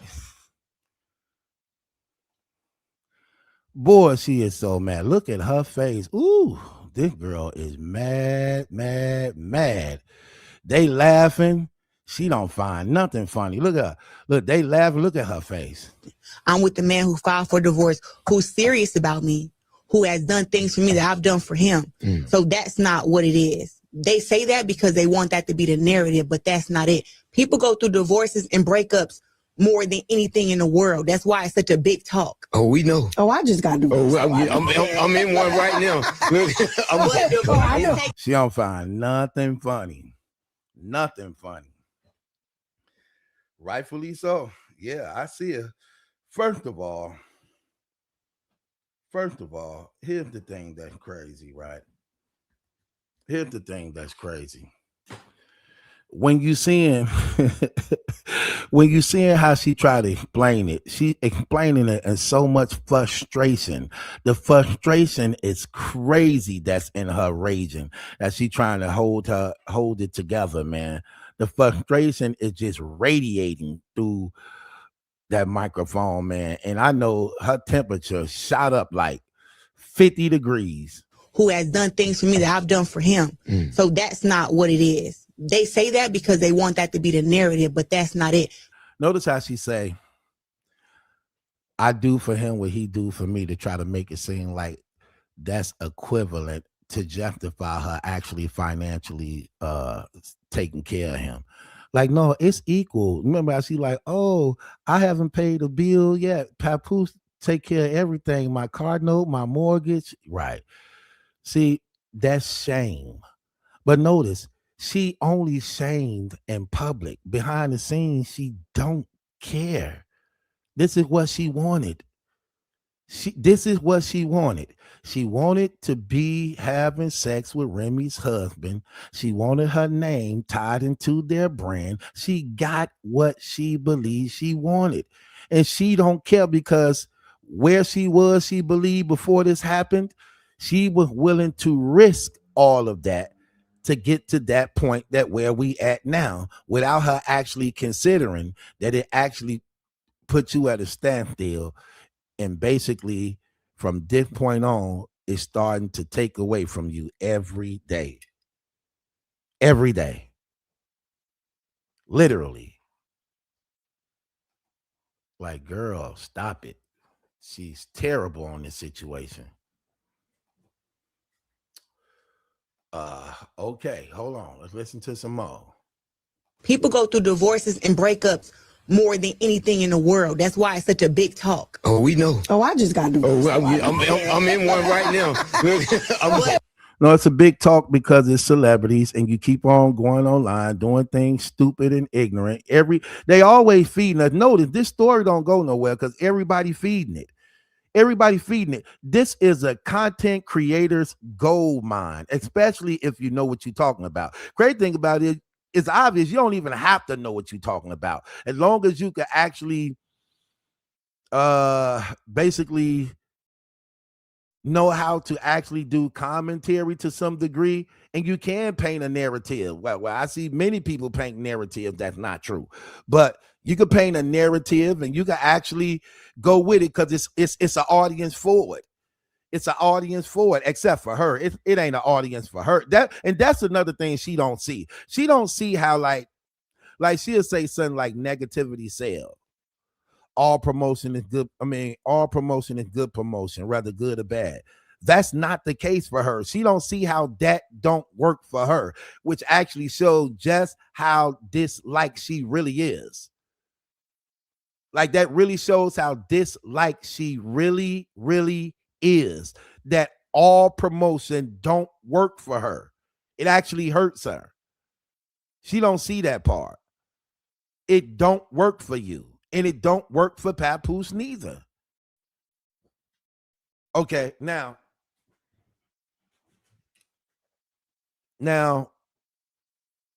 moving right along. You're going to take time. Yes, it does. And you're going through the processes. You've been through the course. Look, they laughing and stuff. She's so serious. Look how serious she is. Oh my gosh. Look at how serious she is. Like, see how they laughing? Then she is keeping a straight face. Ooh, man, she could swing off right now. Look at her face, y'all. Just pay attention to her face. The world. That's why it's such a big talk. Oh, we know. Oh, I just got divorced. I'm in one right now. But you're going to take time. Yes, it does. And you're going through the processes. You've been through the course. It is what it is. Look, she is serious. She is livid. Livid. Okay. Ciao. Go ahead, Nyla. So first and foremost, again, thank you for doing the actual real interview. This is what media is about. It wasn't ambush. It was a real question. And it's what the people wanted to hear. So shout out to you for not being fake about it, being a real one. Trying to, in my opinion, it was like a sister to sister, grown woman to grown woman talk, because those questions, they're very relevant. And a lot of women want to know, because we know how that looks. And we know who usually ends up losing. It's the chick that's not married, right? So I felt like your energy was right. I felt like you were coming from a right place. And hold on, not really so fast on that. The one who always loses is not really always the chick that's not married. That's not really true, because we have, and this is another reason why Claressa Shields is not really respected amongst women. That's not really true. There are side chicks and concubines and prostitutes, however you want to call it, that have actually had these affairs with married men, and men actually left their wife for them and end up marrying some of them. It's sad to say that if that's the case, but that is the case. The wife don't. Well, listen, I don't even look at it that anybody win in that situation, because again, it's terrible. You know, it ain't no winners and losers in that mess when it's just wrong. So I have seen again where the wife don't come on top, and that she actually is emotionally scarred for a long time. Like, you lost your husband when in your mind you wanted to never been divorced. You always wanted your children to be with their father, and that whatever the case, where even women have left their husband for the other man they was messing around with, vice versa. It ain't just a one-sided thing. This is what happens in life. It ain't one way. There are men who actually left their wives to be with the side chick or prostitute or concubine or tramp, however you want to put it. And there are women who left their husbands to be with the side dude or the guy who had the most money or who was more stronger, however she felt. And I don't think nobody wins in those situations like that, even if they believe it benefited them financially. So I don't really agree with that part, because I know women who actually lost their husbands and they man to a side chick.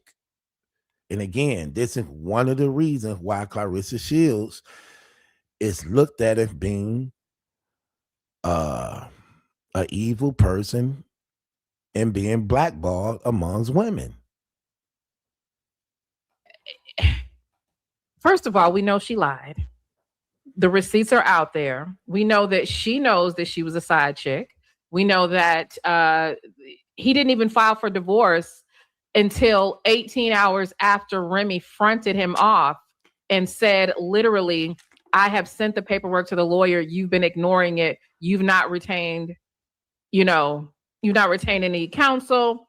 Do this. And so it's like Muffin, he didn't even file until she went public with, with the situation. He didn't even go public with her. That's true. Until That's true. He didn't want a divorce. He didn't want to leave home. He didn't want none of that.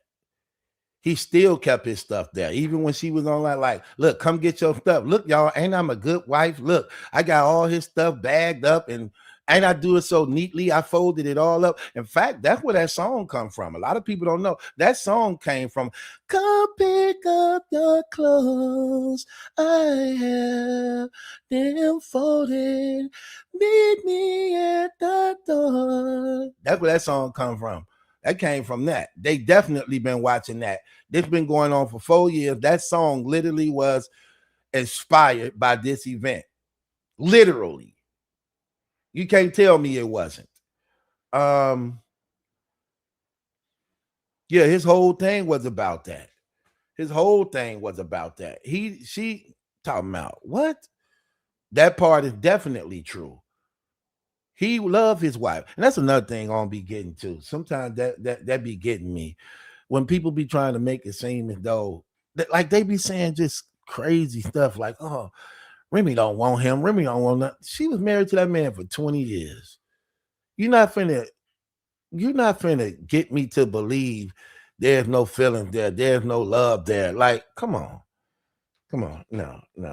Some people just be going too far because it's not them. It's not they try to make how they feel is how they should feel. Because I don't like him, Remy shouldn't like him. Because I don't feel nothing, Remy shouldn't feel it. No.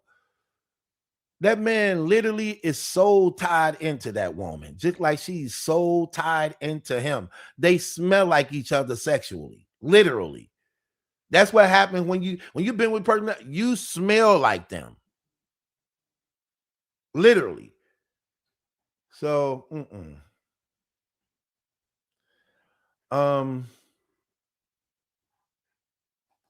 hold on, let me see some of these things. Thank you, Victory Taylor, for the donation. I appreciate you, mother. Thank you so much. Odetta White, thank you. She say Jezebel at her finest. Okay. Black Denim, my girl.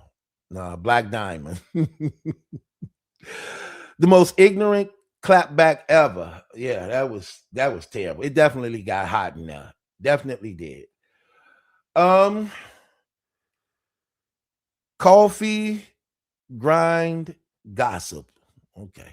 Well, I need a cup of that. Okay. I need a cup of that. Okay. She said, good afternoon, Battle Truth. Keep up the good work. Thank you, mother. I appreciate that. At Freethinker 2811. That's your low? That's your address? Let me know if that's your address. You know I'll pull up on you. And I spend the nights. You gotta do more than $10 though. I'm a celebrity now.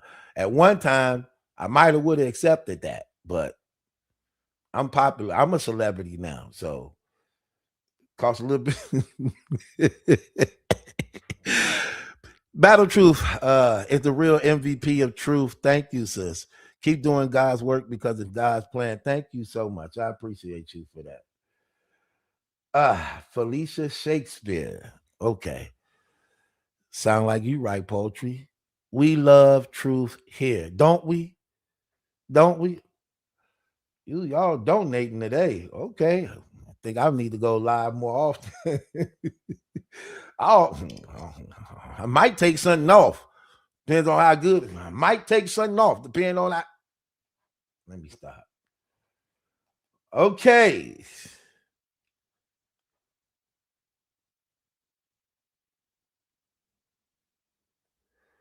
Three herring boys, huh? 3 herring boys love all 3. 123. Okay, sis, I only got a GED. I don't know if you new here. I don't know if you've been here for a minute. 5 letters to a name. Okay? 5 letters to a name. All them bunching up everything together, trying to get me to shout you out. Listen, 5 letters to a name. You didn't just hear what I just got through doing? Oh, she said it's me, Night Armor. Oh, this Night Armor. I'm poor, got to give something. Here, Trey. Dang, Night Armor, how many accounts? How many accounts you got? This like your 4th account I saw. I need to look into your account to see if you've been one of the ones that's been cussing me out. You might be one of them people. How many accounts you got? I gotta look at all your damn accounts. You might be one of them persons in them accounts cussing me out. What's this one called? That look familiar too. I'm gonna look into your damn account. You got 5 different accounts. I'm pretty sure I didn't got into it online with one of them accounts. Because I'm pretty sure you ain't 5 accounts, 5 different personalities. One of them damn accounts crazy. One of them damn accounts is crazy.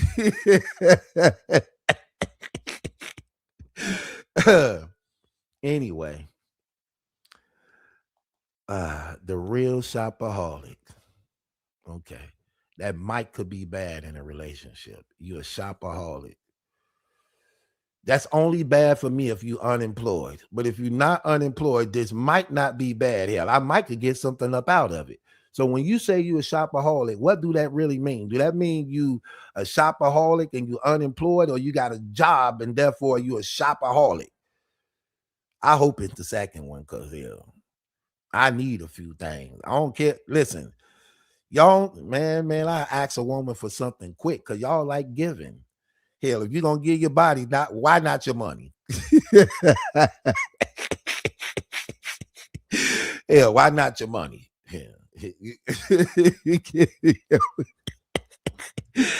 Oh, my gosh. Thank you, love. I appreciate you. I just wanted to get to the super chat so people can see I'm ignoring them. Okay. She said, yeah, she got a problem with shopping. Yeah, but that's not bad if you got a job. Ain't nothing wrong with that if you got a job. That's the problem if you ain't got a job, because you can't be a shopaholic with my credit card. And I'm already in debt and old people. And my credit score ain't too high.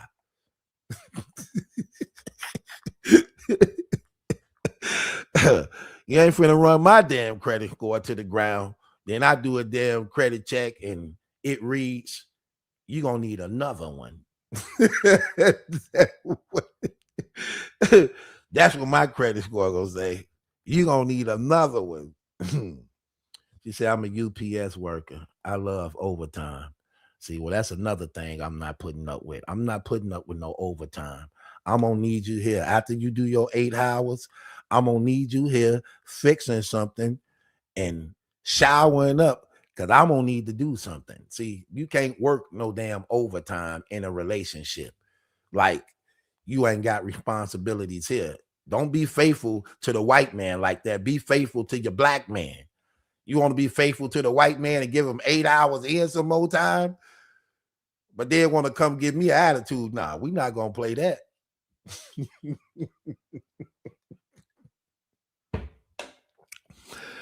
Anyway, moving right along, y'all. Remy brought them. So really, she like literally the wife is the reason why she gets to be on his arm publicly. Because if it hadn't been for that, it would have never happened. So I was just kind of, I was really taken aback that she took offense to you asking the real question. So in that moment, how did you feel? And what was the energy in the studio? Well, everybody was shocked because they had no clue that I didn't have a clue, but I just analyzed her personality and I just felt like I could be real in the moment. I mean, she gets a considerable amount of hate. She's a young woman. She is at the top of her game in the sport that she's in. And I'm just like, you really have this big controversy hanging over your head. Like, I just feel like she's more than this relationship that people keep tying her to, but at the same time, like she's making herself look like a fool. Like people are condoning this young lady, like, you know. Okay, so sis made a statement. She's more to this relationship than people tie her into. Well, I don't believe people are tying her into what she actually involves herself into. This is what I be meaning by like sometimes. Okay, so we're not tying her into nothing. She put herself into it. She tied herself into the situation. But however, I do agree that she could do a whole lot better for herself. She could find somebody else better to love her. Pretty sure that's someone who could love her better than what the hell Papoose is doing. I'm pretty sure she would go further in her career, but I think it's too late now. But she would go further in her career if she wasn't having this affair. I believe by now, I'm gonna just keep it real. Jada the Boxer already said she had a damn good man. Not only did Jada the Boxer say it, her cousin Shalita said it. In fact, she called her, what she called him, what she called him? She called him something like the family man. I think she called him the family man. And they on record saying that this was a damn good dude who actually really, really loved her, who she cheated on him with Tony Rich for. But they said he was a faithful dude who really, really cared about her, who actually really, really loved her. And she didn't like the fact that he only wanted to be with her. So she was attracted to, so she saw Tony Rich one time and she didn't care about how good she had it with him. That's what Jada the Boxer said. And that's what her cousin Shalita said. And Jada the Boxer and her cousin Shalita, they don't even talk to each other, but they both was in agreement of that dude, whoever that dude was. Whoever that dude was, they was definitely on agreement with that, basically saying that about them, about that guy, that he was a faithful dude who worked the honest job. He wasn't in the street. He actually loved Claressa Shields. They said that Claressa Shields made that man leave. And the same day he left, Tony Rich was coming over. That's what Jada the Boxer said. Same day he left, Tony Rich came over and spent the night. So she, yeah. I believe, like I said, I believe I don't know, man. Claressa, man. Oh my gosh. Yeah, I believe she could do a whole lot better. A whole lot better. But she just one of the ones who just don't want to. She don't want to. She don't. Raiding this man around, like it's not cool. You see my word? I just feel like she's more than this relationship that people keep tying her to, but at the same time, like she's making herself look like a fool. Like people are condoning this young lady, like, you know, parading this man around. Like it's, see my words? Parading this man around. it's not cool for who she is and what she represents. Hold on. She said it's not cool for who she is and what she represents. Okay, what does she represent? Now, if you're just saying she represents female boxing, but this is what we know her to be. Like, let's just be honest. What her being with Papoose did was highlight her life that was disclosed to a lot of people. So her being with Papoose literally opened up the door to her world and her life that at one time people didn't know about. So this is who she is. Her sister came on record even saying, this is what we do. Her cousin said it. Her best friend said it. She said it, even in the same interview, that her people was telling her, look, girl, could we just get you to stay good for just 1 year? Could you just be good for 1 year? So yes, clearly we see that this is her. Now, giving you, like any other black man or any other black woman, you want to see our people do right. When there's so much mess on here about us, you want to see us in a better light. So you're not wrong for feeling that way. You're not wrong for even wanting that. But it's just a disappointment when it's to a person who actually operates in this field of mess. This is what she do. This is what she do. So yes, it's a disappointment. The thing about it is we didn't know nothing about her for the most part until this affair she's having. That now her life is highlighted.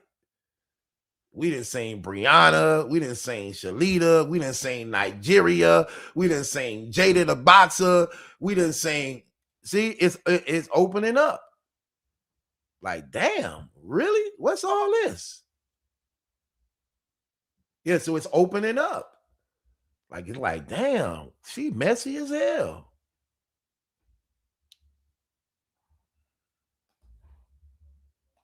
I'm like, he needs to handle that business. So tying her to, but at the same time, like she's making herself look like a fool. Like people are condoning this young lady, like, you know, parading this man around. Like it's not cool for who she is and what she represents.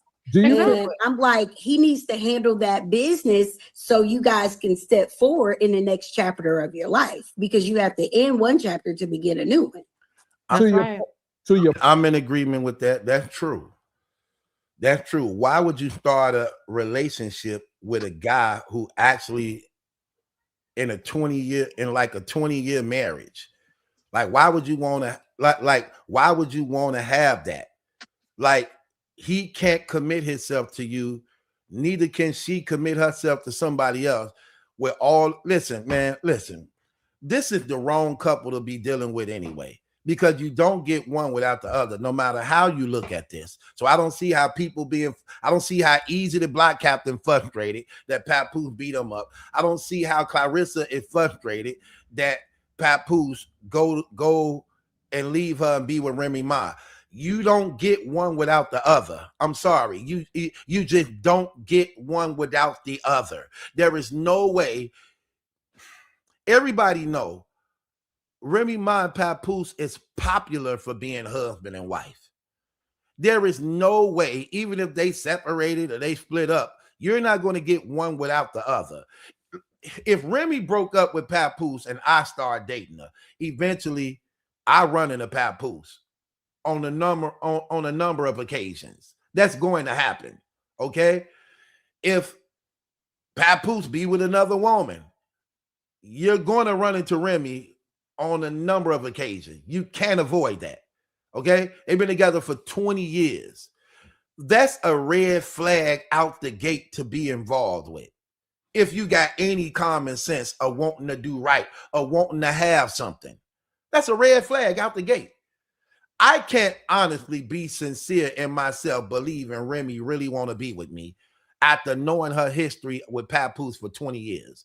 And neither should a woman really convince herself to believe that Papoose only wants to be with her after knowing his history with Remy Ma for like 20 years. Like, you're only deceiving yourself. Like, let's just be honest. You're deceiving yourself.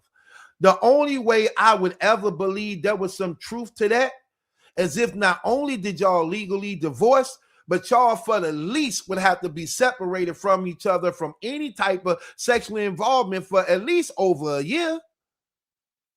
Other than that, I can't believe it. Other than that, I can't believe it.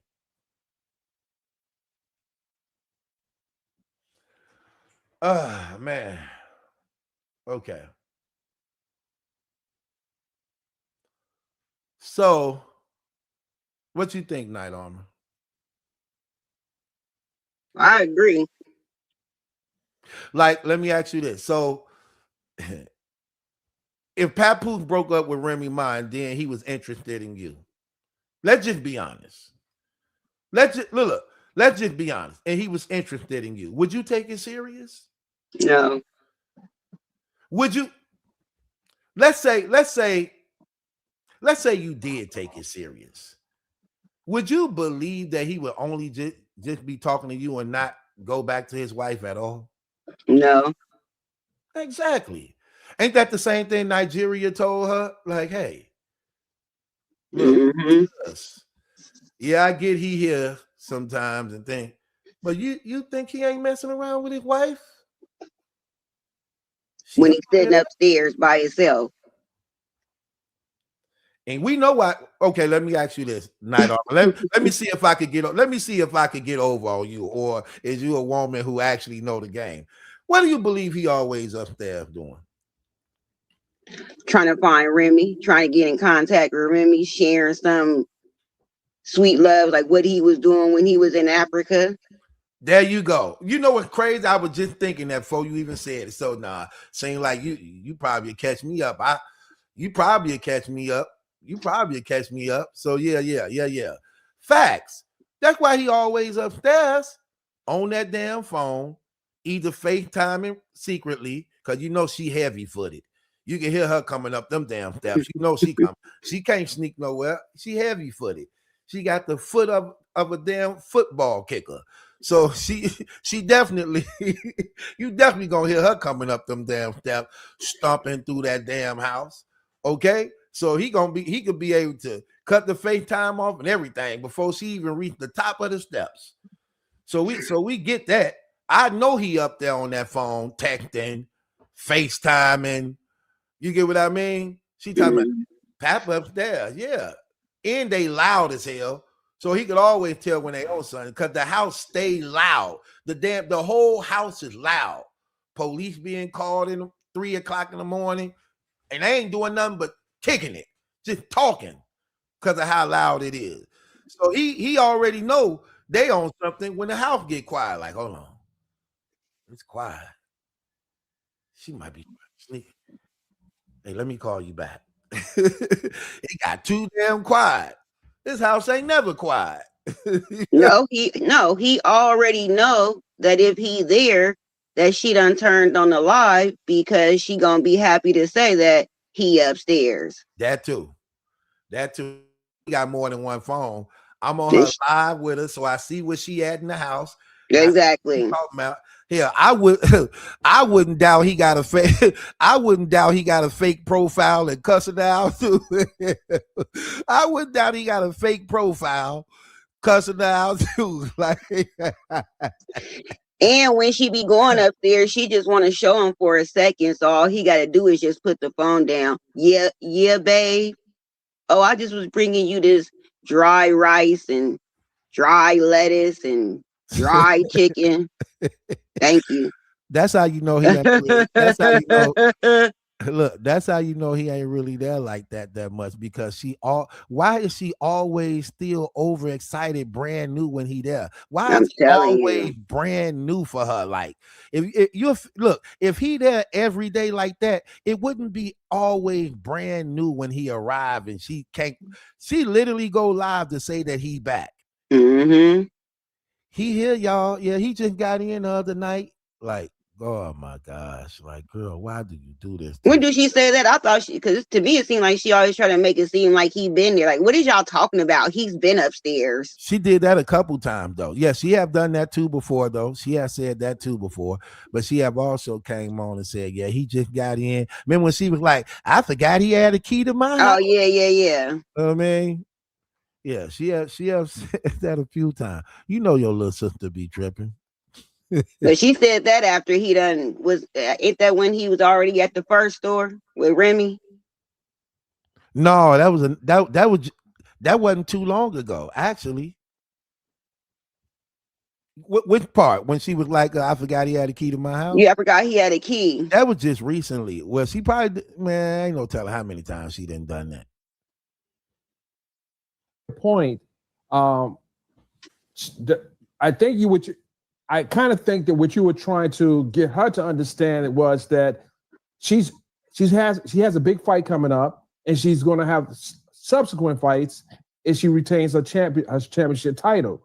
Right. Now, you were kind of giving her some game by way of the question, and she really didn't, kind of denied that he was married. even still married. Yes. So and at that point, once she started answering the question, I think me and Jock and Shawty kind of looked at one another and said, "Oh no, this is a delusional situation." This what I like about Shyneka. What I like about Shyneka. What I like about her is that she's not going back on what she said when she asked her in that interview. To actually, I really like the fact that she did a follow-up. It went even more in depth. And what she said right now, okay, this woman is delusional. She's delusional because which actually, look, I guess she got a professional job to do. So asking that question and it went off of cue. And we clearly know it did because Claressa was mad about it. We saw what she said after that.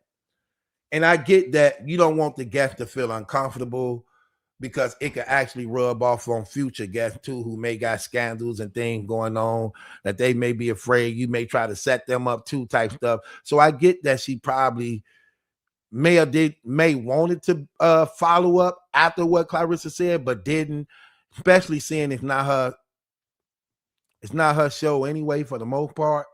But however, for her to do this at her home, to double back and go more in depth and let it be known, like, no, I meant what I said, and actually put more detail about the situation and how she called it. Like, look, hold on, wait. When she said that, let me just tell y'all the truth. Even though I didn't challenge her on it, I'm thinking like this woman is delusional, which is actually true. You have to be delusional, convincing yourself that this man is not married. You literally saying he's not married. He's not married when you know he's still married. Let me tell you something. If he wasn't married, Claressa can't wait till this man not be married. She's going to shout to the roof. She's going to shout to the roof at the top of her lungs and nanny to everybody's face. She's going to be the first one to blow them trumpets. Right or wrong, Night Armor? Yeah, but do you think she like just needed to like see it or hear it for herself? Because I know that Shyneka know. I mean, we know when we know. Like, yeah, of course she's delusional. I believe Shyneka.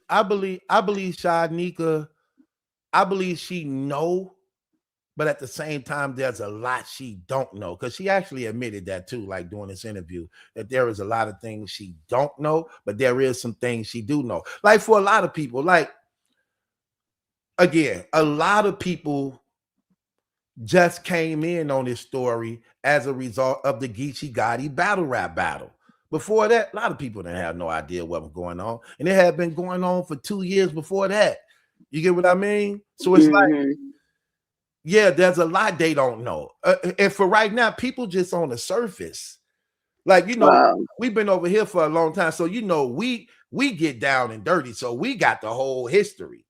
We got the whole entire history of it, from how it first started all the way up to where it's at. Some people, most of these people just jumped on board when Remy exposed it and called out Claressa Shields. So, nah. Well, because she did say that, you know, she was receiving a lot of hate. So it do kind of sound like she really didn't know a whole lot. We're not going to go back and forth with her about something that her man has rehearsed to her over and over again. This nigga lie. Thank you. What do you think of that part? Like, do you and forth with her about something that her man has rehearsed to her over and over again? So she talking about the divorce that Papoose rehearsed to her over and over again. Like, yeah, I'm finna get a divorce. I'm gonna get the divorce. I don't believe that part, because I don't believe he had to say that. And that's what I be meaning by, look, it sounds good. Cause see, in their mind, they're believing that Papoose is the ringleader. You don't believe that at all, do you, Night Armor? Like he got good game. Like he just Right, running game, so much good game on her. No, I don't believe that. Matter of fact, let me ask our chat. I want to ask our chat. Do any of y'all believe that Papoose is actually running and controlling this situation with him and Claressa Shields? Do any of y'all believe this? I want to ask our chat. That is irritating that people believe that people be thinking that, like, they just think Pap just like he running all kind of game on her. And most of it come from some of these women being in a place of hurt, still going as a result of what may have happened to them in past relationships, or the mentality of believing that since he a man, he got to be controlling it. You know what I mean? As though you don't know women who actually have an influence over men, that control men. You know, so look, so Kelly said no, not at all. Angel said no, not at all. I don't know what's her name. Lady said no, not at all.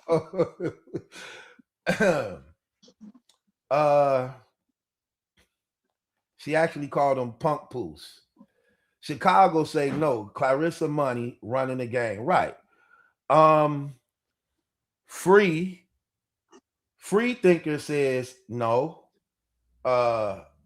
Free Thinker says no. He don't believe he running it. I see you, Dennis. Here I come. She is Lexi says no, she don't believe it neither. Ruthie says no, she don't believe it neither. No, because what we do know for a fact is that Claressa made it her business to actually go in that man's inbox, proposition him sexually, made advances towards him to be in this affair with him, and she keeps saying on record he don't control nothing. Remember, I played the clip where Papoose actually said out of his mouth, just so you know, Dennis, you on, where Papoose actually said out of his mouth, I talked to Claressa, but she listened to what she want to listen to. And we seen it. Remember, they played the game, right? With the cards, right? When she held up the money and one card had 10,000, one card had 1,000. He picked the 1,000 card, right? So when he picked the 1,000 card, Claressa said he's still mad at me to this day that he picked the 1,000 and not the 10,000. But hold on, if you're controlling this or running this, you wouldn't be so much offended in that to some degree if you already getting the money. You know what I mean? So it's things like that we know to be true based upon what Remy had already said. Like, he don't really have the money, and we see how he is in her company when they together. That she basically controls the majority of everything. Just like when we saw her slap Alicia Baumgardner. He was trying to grab her back many times, and she kept getting away from him and got away from him and actually basically handed her purse over to him and slapped the girl. So that's not a person who's controlling her. My purse. That's not a person who's controlling her. You on, Dennis. We can hear you, Claire. How you doing? I'm doing good. So they snitching on you. I was about to get in my car. They said, Mr. Byron, someone got the video out. So I said, let me pull up. I just parked the car and walked over here. I said, wait a minute. That look like me. Okay, so what's happening, everybody? This is Dennis Byron, and I'm just listening to the commentary, and hopefully you guys enjoyed the interview because it was, Miss Shyneka is a friend of mine's, and I saw, as I said in the interview, I saw the reaction from her exchange with Claressa Shields. So, for the most part, what do you guys think about the interview? I like the interview. I like the fact that she doubled back, like I was telling them earlier before you got on, and you did a good interview with her. I like the fact that she doubled back on it, because like I was just explaining, I don't know how long you've been listening, but I was just explaining how when she was doing the radio show, because it's not really her show and she like co-hosting it, you can't really go like you would want to go because you want to be respectful to the guests and don't want to be to the point where it can make other guests may feel uncomfortable if they have some scandals going on behind the scenes that they're afraid to come on the show, thinking like, well, you see what she did to Claressa, so we don't know if we're gonna come on now. So to actually get her side to tell it on your show, where she actually can double back and express herself without being on the show, where we see her true feelings that some people, when they'll say something, they'll try to like, no, I didn't mean that. But she stood on it like, yes, that was wrong. She's delusional at what's going on. That's still a married man. So she stuck to her guns, even though Claressa threatened her online. So I believe the interview actually really showed her personality apart to people. Like, I never knew about the woman until I saw the show. But your interview and showed her personality of a woman she is, to see like, oh yeah, she stand on that type of stuff. Well, she's a journalist, and good journalists ask the right questions without fear or favor. And if you're in this business, as long as I've been in this business, you got to have thick skin, and you're going to have to ask the right questions. And your job is to cater to your audience, but you also want to make sure that you can extract the truth. And sometimes when you interview personalities, they feel like you have to, because they got on your platform, you have to make sure they look good. And only one can control how you look is yourself. And I think we saw this in the response from what Ms. Shyneka did. But I didn't really want to take up your show. I just wanted to come on and let you know. No, I'm glad you're here. I'm glad you're here, because I'm pretty sure some of my people probably want some questions from you. Because let me ask you this. Did you want to do this interview, or was you asked to do this interview? Like, how did you come about to do this interview after she did what she did in the radio show? So the day I saw the interview, and I want to say I saw it on Friday, I immediately called on the phone and said, "You need some security." Oh, I mean, you're sitting in front of a boxer that sometimes can be very temperamental. I was joking about the security, but for the most part. Was that before the text messages you saw go up? Not text, but the post that Claressa had put up with the threats? I didn't even see I'll be honest with you, I never even saw her response. Okay. I pretty much reached out to a friend. She's a friend in real life. And we sat on panels together, and we both been in this profession. I've been in it probably longer than a lot of people. But I wanted to give her opportunity to express how she felt, and she felt comfortable with me. And usually when you have someone that feel comfortable with you, they're more apt to get on your platform to talk about it. Right. She knew she wasn't, I wasn't trying to put her in an awkward position, but I gave her the opportunity just to tell her story. And I was surprised at the response from this particular interview, because, for the most part, a lot of people were talking about the interview. And I guess and I know Shorty, and I know Young Jock for many years. I think you run the risk when you with a big or a more legacy or more structured corporate outlet that you have to be kind of careful on what you can say. But they knew going in that this was not going to be a scripted interview. This was going to be, she went in, and I commend her for that, because she asked the question that everyone wants to know. And the response that Ms. Shields gave her, it was kind of like, if it's not on the docket and it hasn't been adjudicated as in a divorce, you're still in the marriage. And that was easy to say. If I was her media trainer, I would have said, someone's going to ask you this question, this is how you answer this question. So I don't think the people that she have around her didn't advise her that this is a likelihood that someone's going to ask you a question like this. So what I would have suggested, not as a journalist, but as the media professional, someone who also consults other celebrities, I would have said that going in this interview, you can tell them these are the questions that she will not answer. And if that person crosses that line, that's when you conclude your interview. Because if you're told this beforehand as a condition of doing the interview, and you fall outside that realm of following those requests, then she can end the interview. But this wasn't that type of interview. And if it wasn't going to be if it was going to be a controlled interview, then they may not have even interviewed her. Because if they're not able to get the questions asked and answered, then the chances are she wouldn't even got the platform. I don't care how big you are as a celebrity.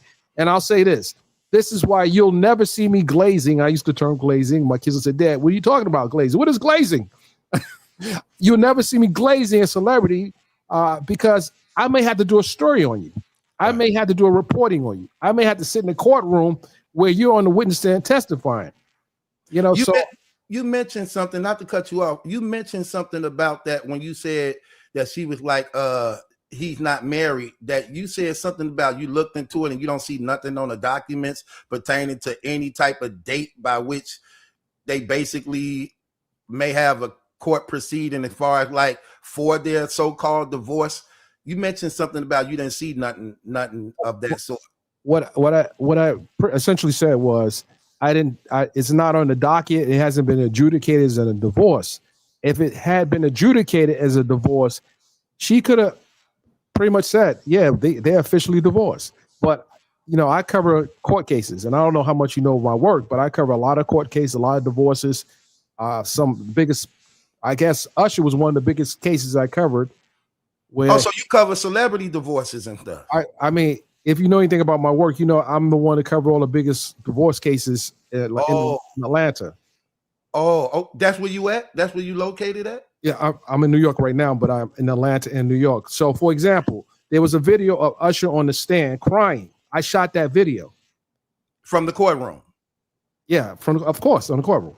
Okay. Or if you saw Tyrese on the stand, I shot that video. Or if you see Ludacris, or I'm the only one that shot Jeezy in the courtroom. So do your research. Make sure your people follow my page and look at some of my work. Make sure y'all. It's the Dennis Byron Show. It's at Mr. Dennis Byron or Hip Hop Inquirer. Hip Hop Inquirer is our magazine.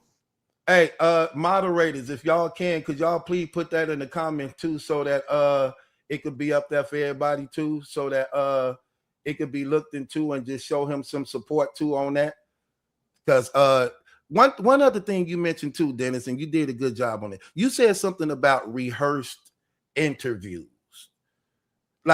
So I don't know if I used the term rehearsed.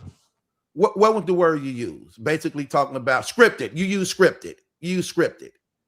Well, if it's a scripted interview, that means both people are aware that this is going to be a controlled interview. Right. More so a controlled interview. And controlled interview basically is you get 10 questions, you get to ask. And a lot of publicists try to do that.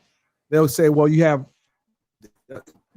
10 questions or 5 questions, or we provide them with certain questions. They get these questions in advance, then they'll be able to be prepared to how to answer those questions. I typically don't do that. I may have done it maybe 5 times in my career. I essentially go in and tell them this is the areas we're going to discuss. And if they're media trained by their team, then they should be prepared to be able to answer these questions. And you also have to know your team can anticipate the questions that a reporter will ask you based on the information is already publicly available. Sherry Jackson says she like watching you all the time. Dennis on other trails. So yeah, trials. I guess that's trials. Yeah, so they definitely familiar with you. But when you mentioned that you said something about if they believed it was scripted, they probably wouldn't have even took the interview.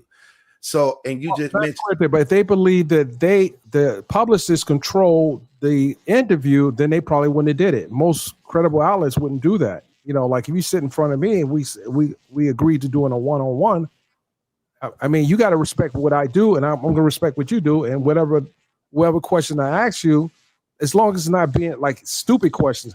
And I was told a long time ago by a professor, a stupid question is a question not asked. But certain questions, you got to be responsible in how you ask these questions, because that question could have been asked in a derogatory way, and it could have, resulted in something that could have ended up badly.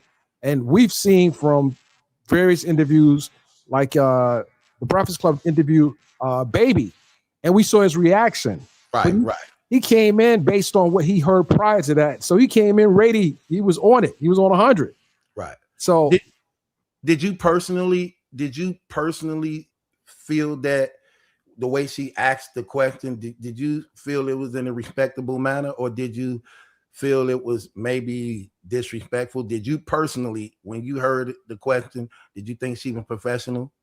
I believe she was doing her job as a journalist and know when it was public available. Some people would say that, hey, damn, that was kind of aggressive. But again, if you watch the work of Wendy Williams, when she interviewed Whitney Houston, those are some very aggressive questions as well. And Wendy is an icon in the media game.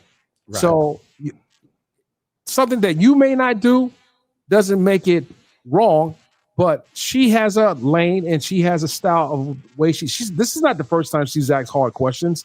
This is a viral moment because the question got a reaction that people weren't expecting. It could have ended. It could have went a different way had she answered the question the way most people would have thought she would have answered the question. Yes, they're still married.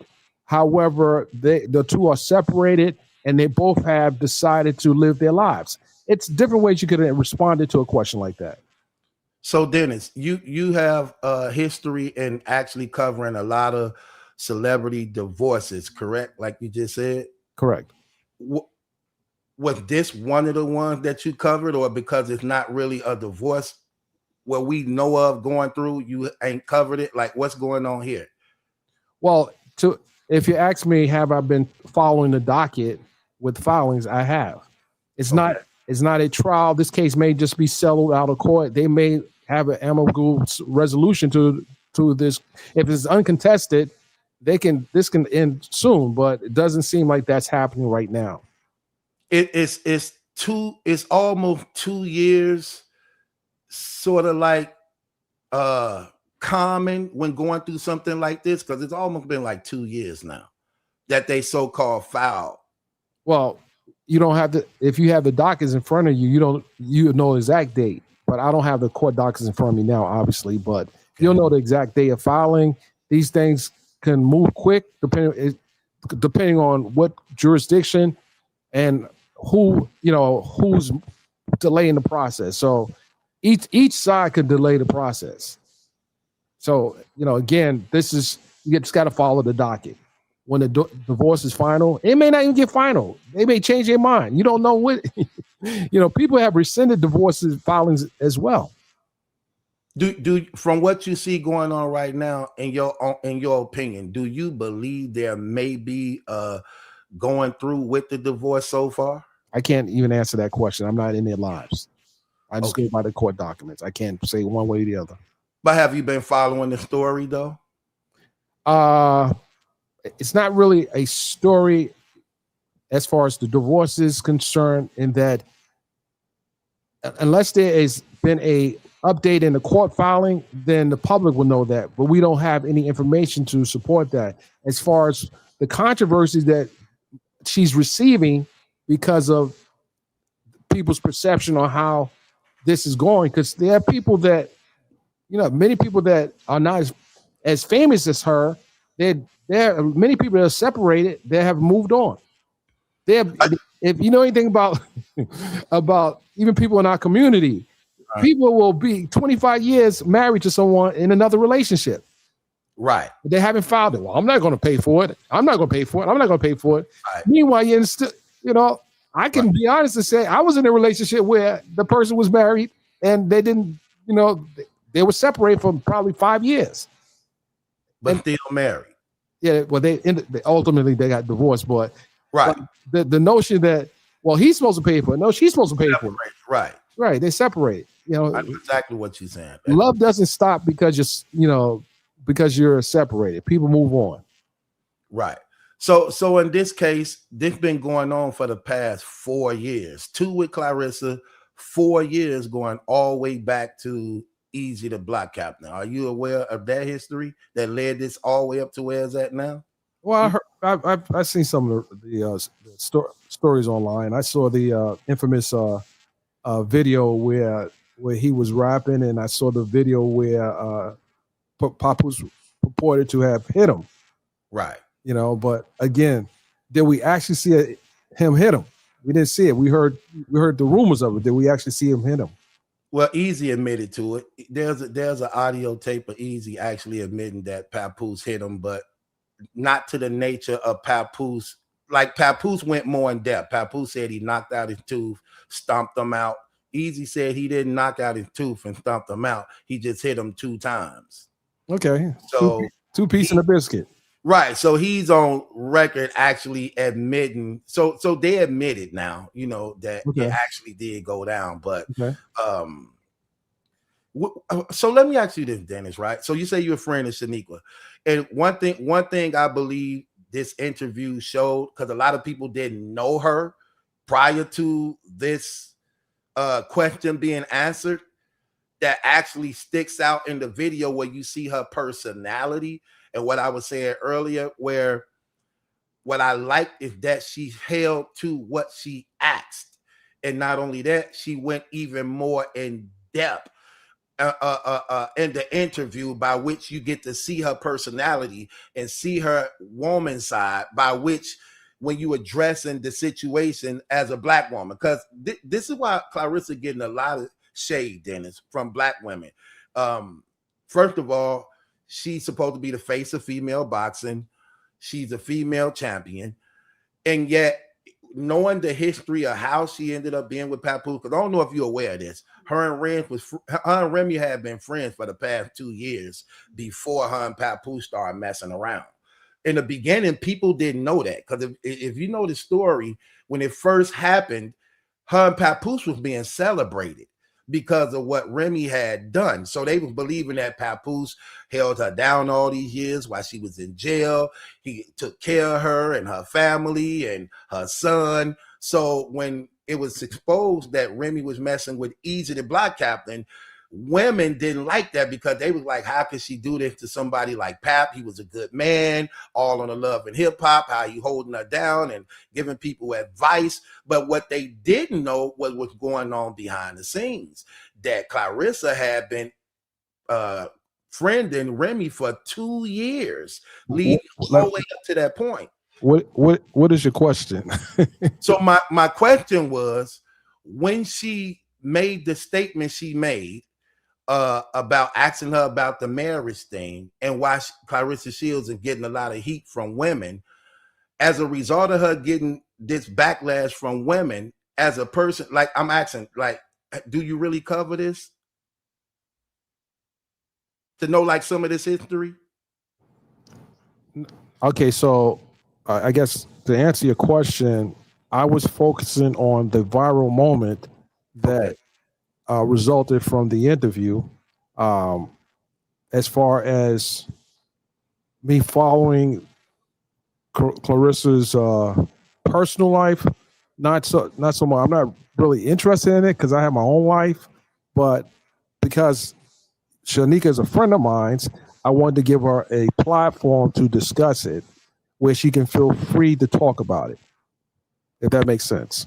That makes sense. Because again, a lot of us didn't know her until that viral moment. And we wanted to hear her personally. And I believe that's what your interview did. I believe it showed her personally, where you get to hear her as a woman and how she look at it and address the situation. And she held to what she said, because usually some people backtrack their statements afterwards. Even when Claressa threatened her online, she still held to the truth.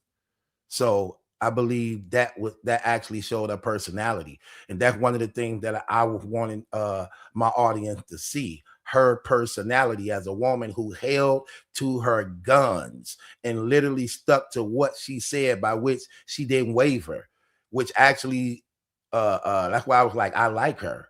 I like her. She got a big personality. She seemed like one of them women who actually stand on what she say. And when you hearing her actually address the nature at hand or what's going on, like I was just showing, it really showed this is why so many women is against Claressa Shields as a result of what's going on. Real quickly, so yesterday, it was revealed on the show that her birthday was yesterday. Shyneka? Miss Shyneka. So I'm going to say this because, we show love. We put, pay back to the, she did a great interview. I posted her Cash App on my channel. It's MRZ Shyneka just like it's spelling her name. So if you guys want to send her a message, send her a happy birthday. You can post a Cash App. No, we donate over here. We're gonna send you one too. Oh my goodness. Well, hold on a second here. Let me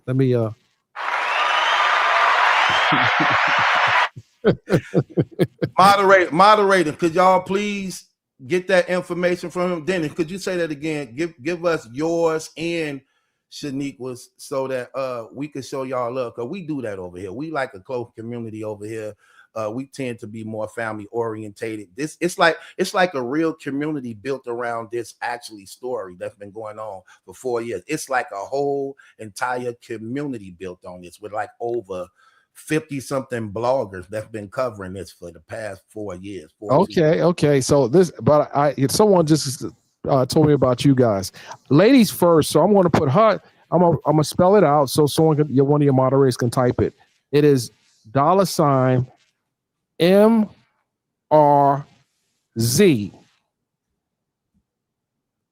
Miss Shyneka, SHYNEKA. That is her Cash App. So if you can type that in there, wish her a happy birthday. Pretty much. I think she has a great career being on YouTube if she really wanted to, because she's very animated. She knows what she's talking about. And if you listen to her, I don't know if you guys are able to listen to her radio show in Atlanta, and they're syndicated. You can see that she's a great contributor to the show Young Jock and Shorty Shorty. So yeah, go ahead and support her. And of course, mine's is at Hip Hop Inquirer. HIP HOP. No dollar sign. $HIP HOP Inquirer, and that's ENQUIRER, and that's mine's. But I didn't come over to raise money, but hey, listen, hey, my birthday's coming up too. When your birthday? 6 months down the road, but still 5 months. Okay. Okay, coming up, right? Listen, I'm a grandfather. How about that? Me too. A grandfather of 4. How about that? That's a blessing. A lot of people don't live to get there. A lot of people do not live to get there, especially when it comes to a lot of especially black men. So that's a blessing within itself. That's good. How are you with your grandkids? Like, do they come over a lot? Yeah, they live in another state, so I travel to them, and so I told my daughter today, I said, you need to take a vacation. So I'm gonna watch my grandkids for a week and let her go on, send her on a vacation. All 4 of them? Well, hold on. Just 2 right now. I can't do 4. Okay. How old are the 2 you talking about watching? One is 4 and the other one is 2. Oh, I see. I that's why I said that, because you heard about them terrible twos, man. They want to. You probably got one of them houses that got stuff everywhere, so they always want to reach and touch and grab. No, my grandson, I caught him in the bathroom one time. He took my shaving cream and put it all over the mirror. I'm like, what the? The 2-year-old? The 4-year-old. Oh wow. The 4-year-old. Yeah. And so school starts tomorrow. For the 4-year-old. So was that a private school? It's a charter school. Yeah, because I'm from Chicago, so school. I don't know how things is in Atlanta. Hold on, you in Atlanta, in New York? You said, right? I'm in New York right now, but I have a spot in Atlanta as well. And Shyneka is from Chicago. She's in Atlanta. But is she from Chicago or something? No, she's from Atlanta.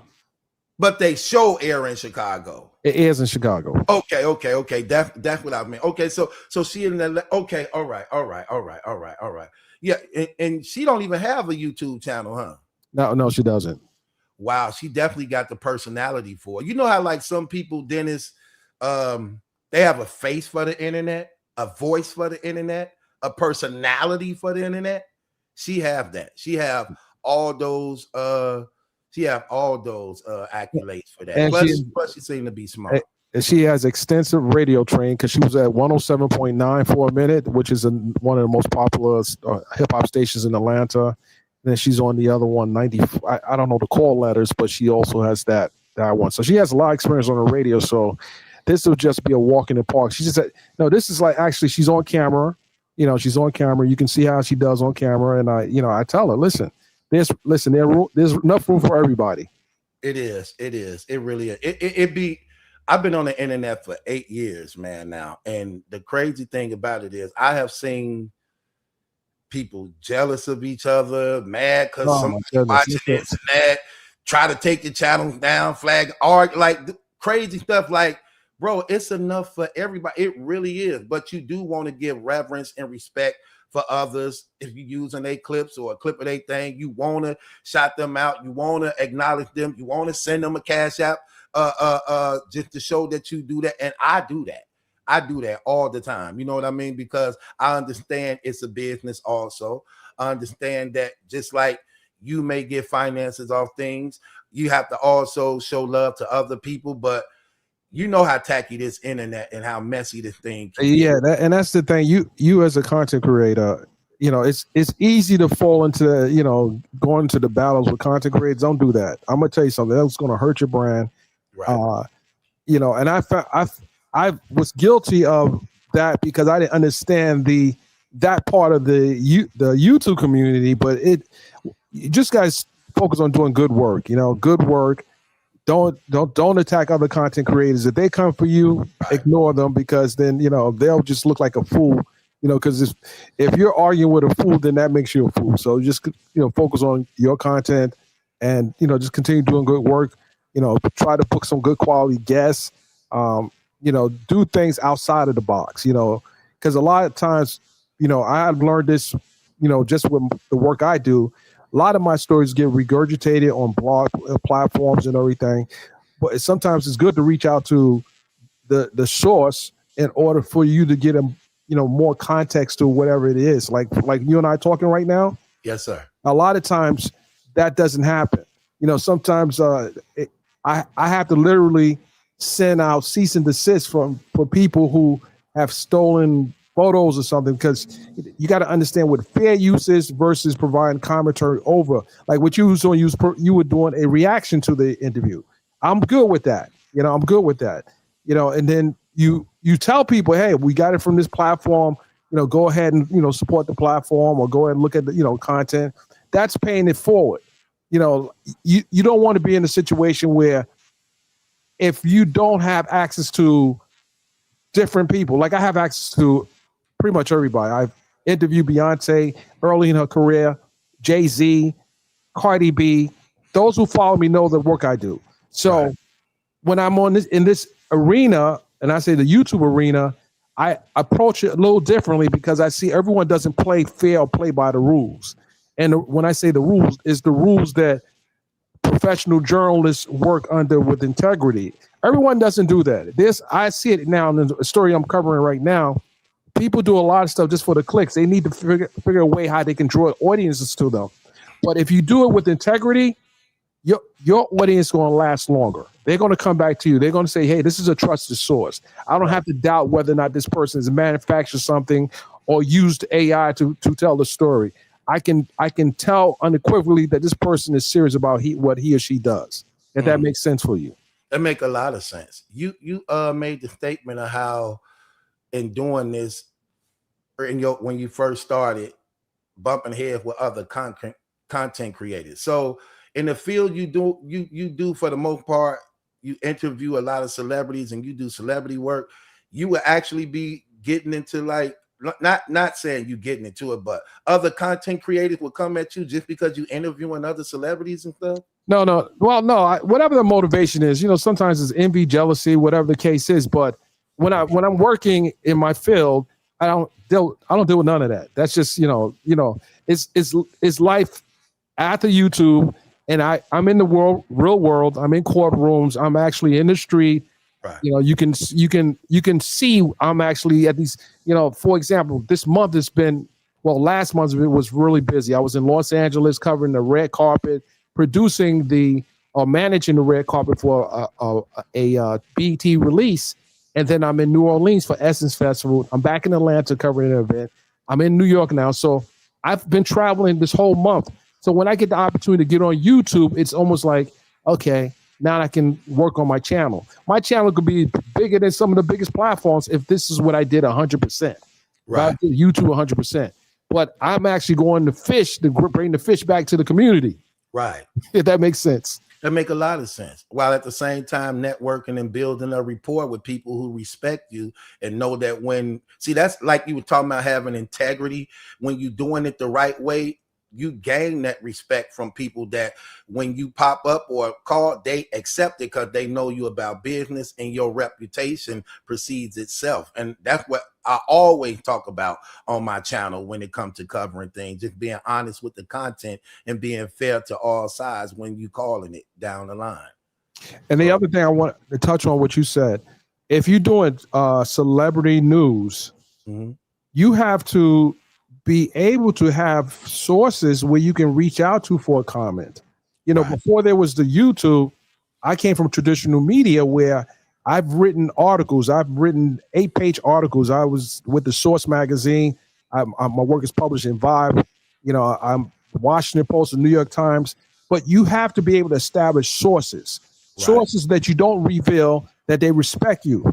They respect their call. I get more calls from different people because they want to share a story, but I just have to make sure it makes sense, and I have to be able to verify the information. I'm just not going to jump out the window. And I would just say this: I've even watching a high-profile case involving the death of Nolan Wells. I'm seeing a lot of people just jump out the window. I'm seeing everybody all over the place just making up stuff, just saying things. But that kind of muddies the water and getting to the truth. Getting to the truth. And I think you can learn a lot from watching high-profile cases that are being covered online. It's funny you say that, Danny, because that's one reason why, I haven't really dived in deep on the Nolan Wells thing because it's too muddy and murky right now.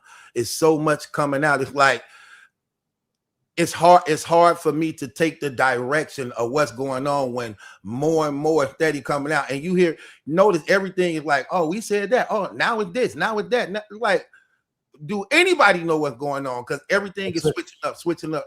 And it was sort of like the same thing with the Carmelo Anthony case. Remember when it first came out, people were saying all this, then this video showing this, and everything backtracking, and people already accusing and judging and shaming and blaming and pointing, and you got all the information wrong.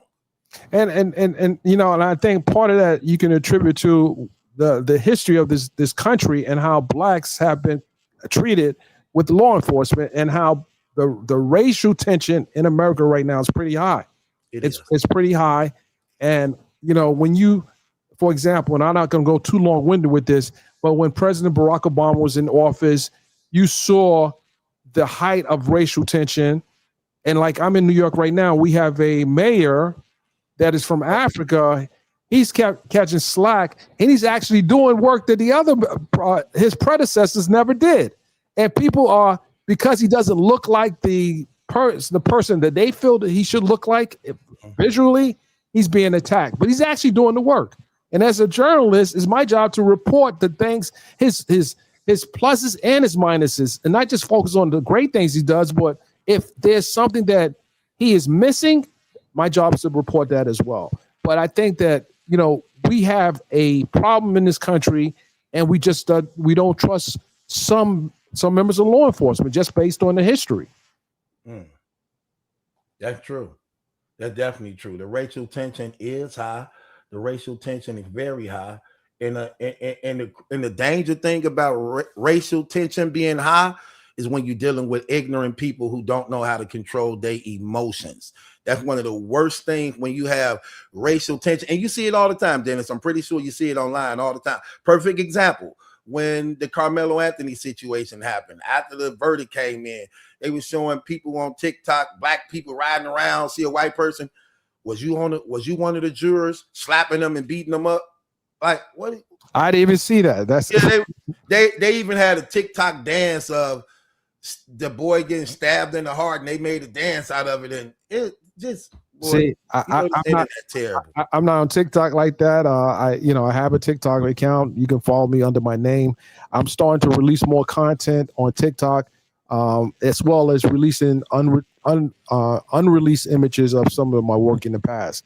And people always say, Mr. Byron, you shot so many people in your career. Why is it not online? Well, once I put it online, then I don't protect the integrity of the work. So it's a way to do that. It's a way to release things. So hold on once. I missed that. So you do a lot of you keep a lot of footage and stuff, but you don't be putting it out? No, I own libraries and libraries of footage of all the work I've done over the years. I don't put it online because let me give you an example. Okay. If you go into the Museum of Natural History or you go into the Guggenheim Museum in New York, there's art on the wall. Okay. You can't take pictures in that museum of the work. They'll tell you, no, you can't bring a camera and you can't take pictures because it's protected. They want to draw people to that. You got to come to the museum. If everyone had a picture of every piece of art in a museum, then what would be the purpose of having the museum to bring people there? No different than my work. If I put all my work online, then what is the point of me trying to sell my work? I do licensing deals all the time. Oh, okay. So do that mean you finna start being more active on like YouTube and stuff like you just were saying? I'm going to share a little more, but I'm going to also tell them like I have an art exhibit happening this year in New York City.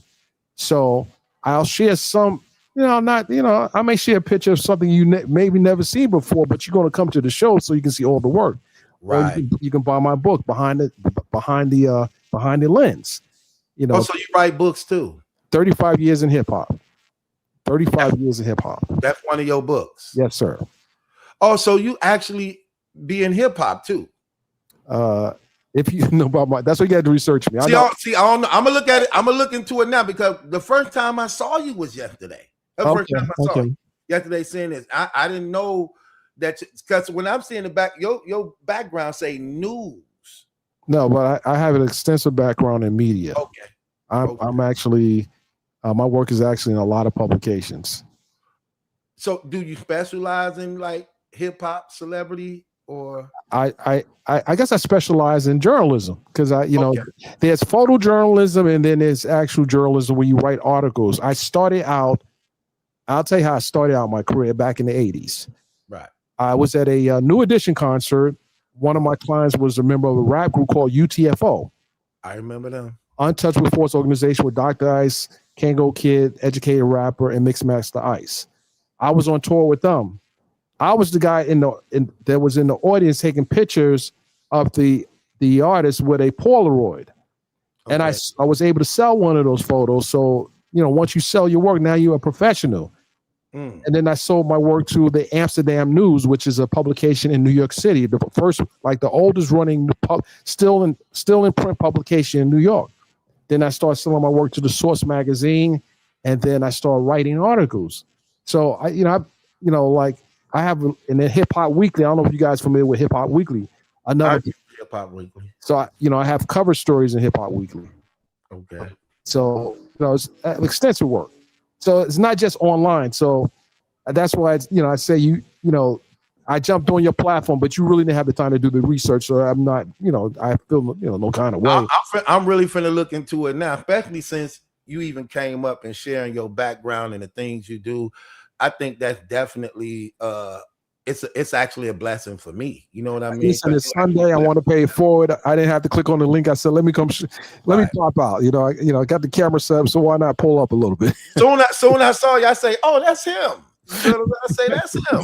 But, let me pull up on you. And it's a blessing. Like you bless my platform. Again, some of the people in my chat, they know who you is. They like your conversation. Plus, you actually get to give a more in-depth on what happened there. Like you were saying, you would want to do that. If you connected with people, you want to reach out to get a background on what's going on so you can have more in-depth of the story so that you can stay in line of facts and not assumptions or taking things out of context by which it was presented to be established. So, yeah, I like the fact. And brother, it's about paying it forward. I'm in my 60s now. I want to pay it forward. I pay it forward through art. I pay it forward through literature. I pay it forward through communication. So, and I've helped a lot of different content creators coming up. Like when you do your research, you'll realize that a lot of the biggest content creators, it was a result of me mentoring them. So with that, ladies and gentlemen, I think that if you plan on delving into this business, you're going to get to a point in your career where you can't keep it, you can't take it with you. So what good is the information if you can't share it? Right. You know, you can make money in the business, but you don't have to make all the money. And you know, I think that's where a lot of people miss that part, that you can give back. You know, like when I speak at schools or if I'm speaking on panels, I always say, listen, you can't take it with you. You got to be thorough with it, because there are a lot of people that want to get in this business, but there are a lot of people that are moving like cowboys out here. They don't really take the time. Right. That's factual. I do like that too, brother. And you say you actually been mentoring a lot of people and a lot of content creators that we probably be watching don't even know that you actually had a hand in it. I don't name drop, but those who know and those who've been following, they know. That's it. That says a lot though too. And it is paying it forward. You do want to show respect. And hey, y'all, I put his in her Cash App on top. I pinned it to the top of the chat too, y'all. I don't know if you. And some people may say, "Hey, Mr. Byron, you've been doing this for a long time. You don't have millions and millions of followers." Because I'm not a YouTuber per se. You know, I'm on YouTube, but I'm not like, this is not my full time gig.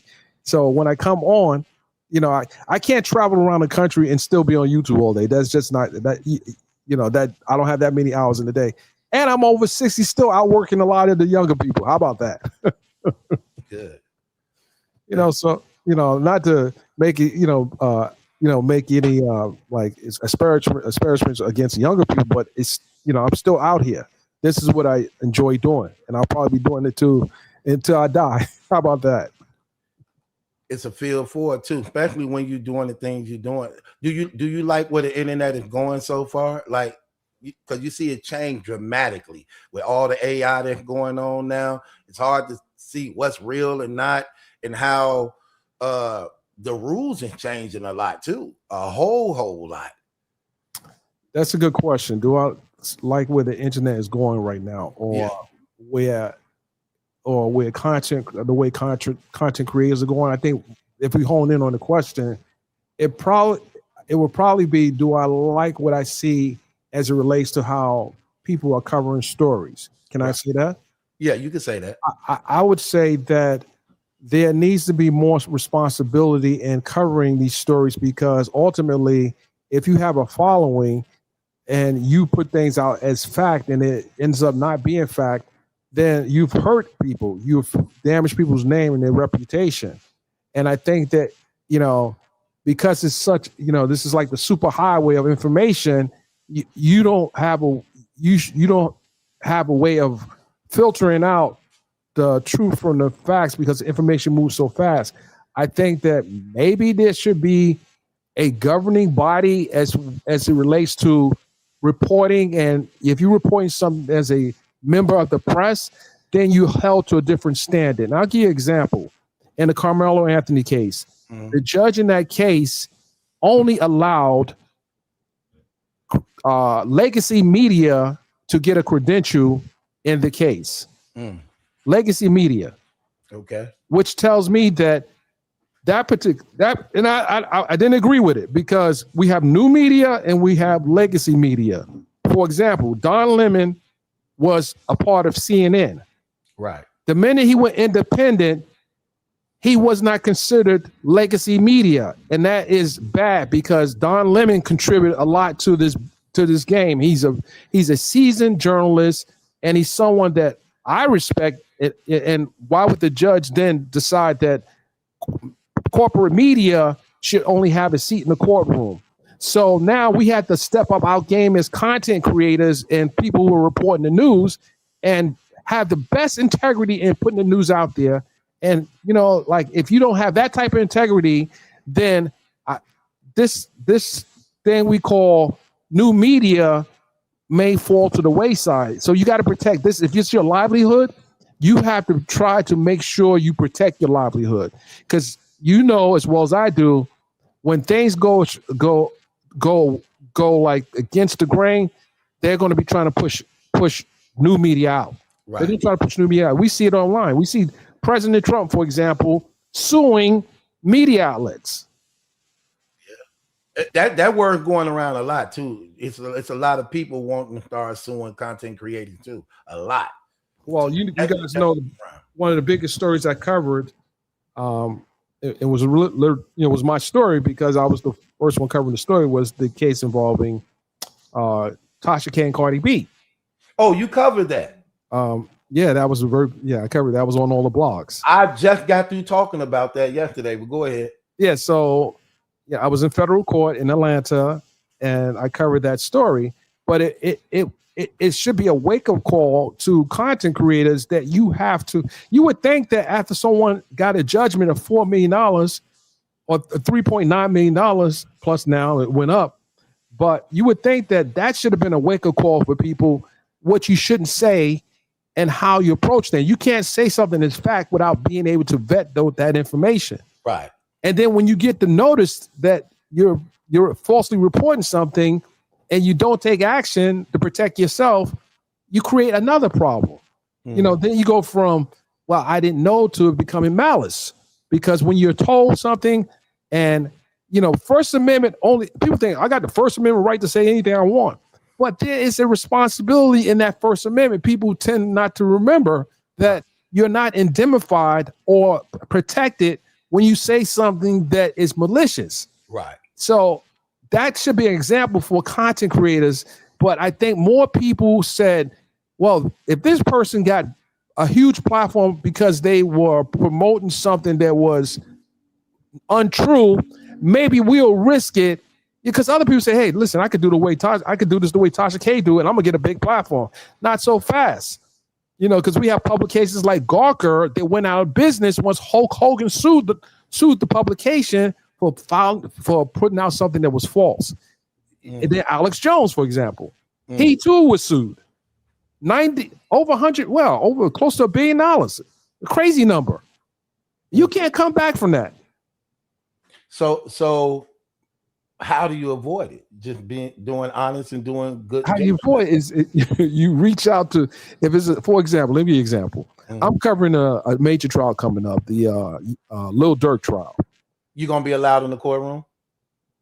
I just said I'm covering the trial. Of course, I'm gonna be allowed in the courtroom.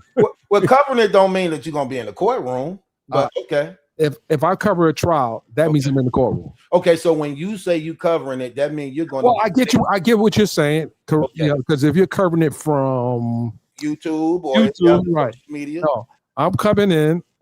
Okay. As a member of the press. Okay. And I'm going to cover the trial. Okay. So when I say covering it, I mean literally covering it inside the courtroom. So in the Tasha K and Cardi B, you was in the courtroom? Absolutely. Okay, so go ahead. You covering a Lil Durk and right. I'm covering the Lil Durk trial. So if I'm in the courtroom and someone is not in the courtroom and they report something, you as a content creator may have the ability to reach out and say, Mr. Byron, did that happen in the courtroom? Right. Versus someone saying, well, there's someone else is covering it from remotely. Right. Because there's no cameras in federal court. Right. So you have to rely on reporters taking copious notes. Okay. And coming out and then bringing in their note taking to the public. That would be the best way you can get the information out of the courtroom, because if we're covering a case in real time or within a slight delay when there are breaks, then now you're getting the update reporting. Now, when cameras, and I'm an advocate for cameras in the courtroom. Right. I think we're in 2026. We need to have cameras in all courtrooms to keep everybody honest. Right. And also to help content creators. Right.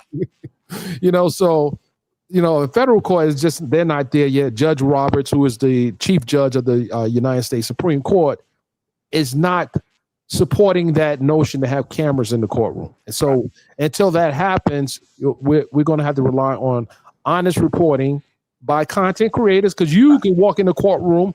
If you take good notes, you can come back and say, hey, I covered this trial from inside the courtroom, and here's my reporting based on me being in the courtroom. Right. Has more credibility than someone regurgitating someone else's reporting, if that makes sense. All right. That make a lot of sense. So even though cameras not allowed in the courtroom, are y'all allowed to have tape recorders, like audio?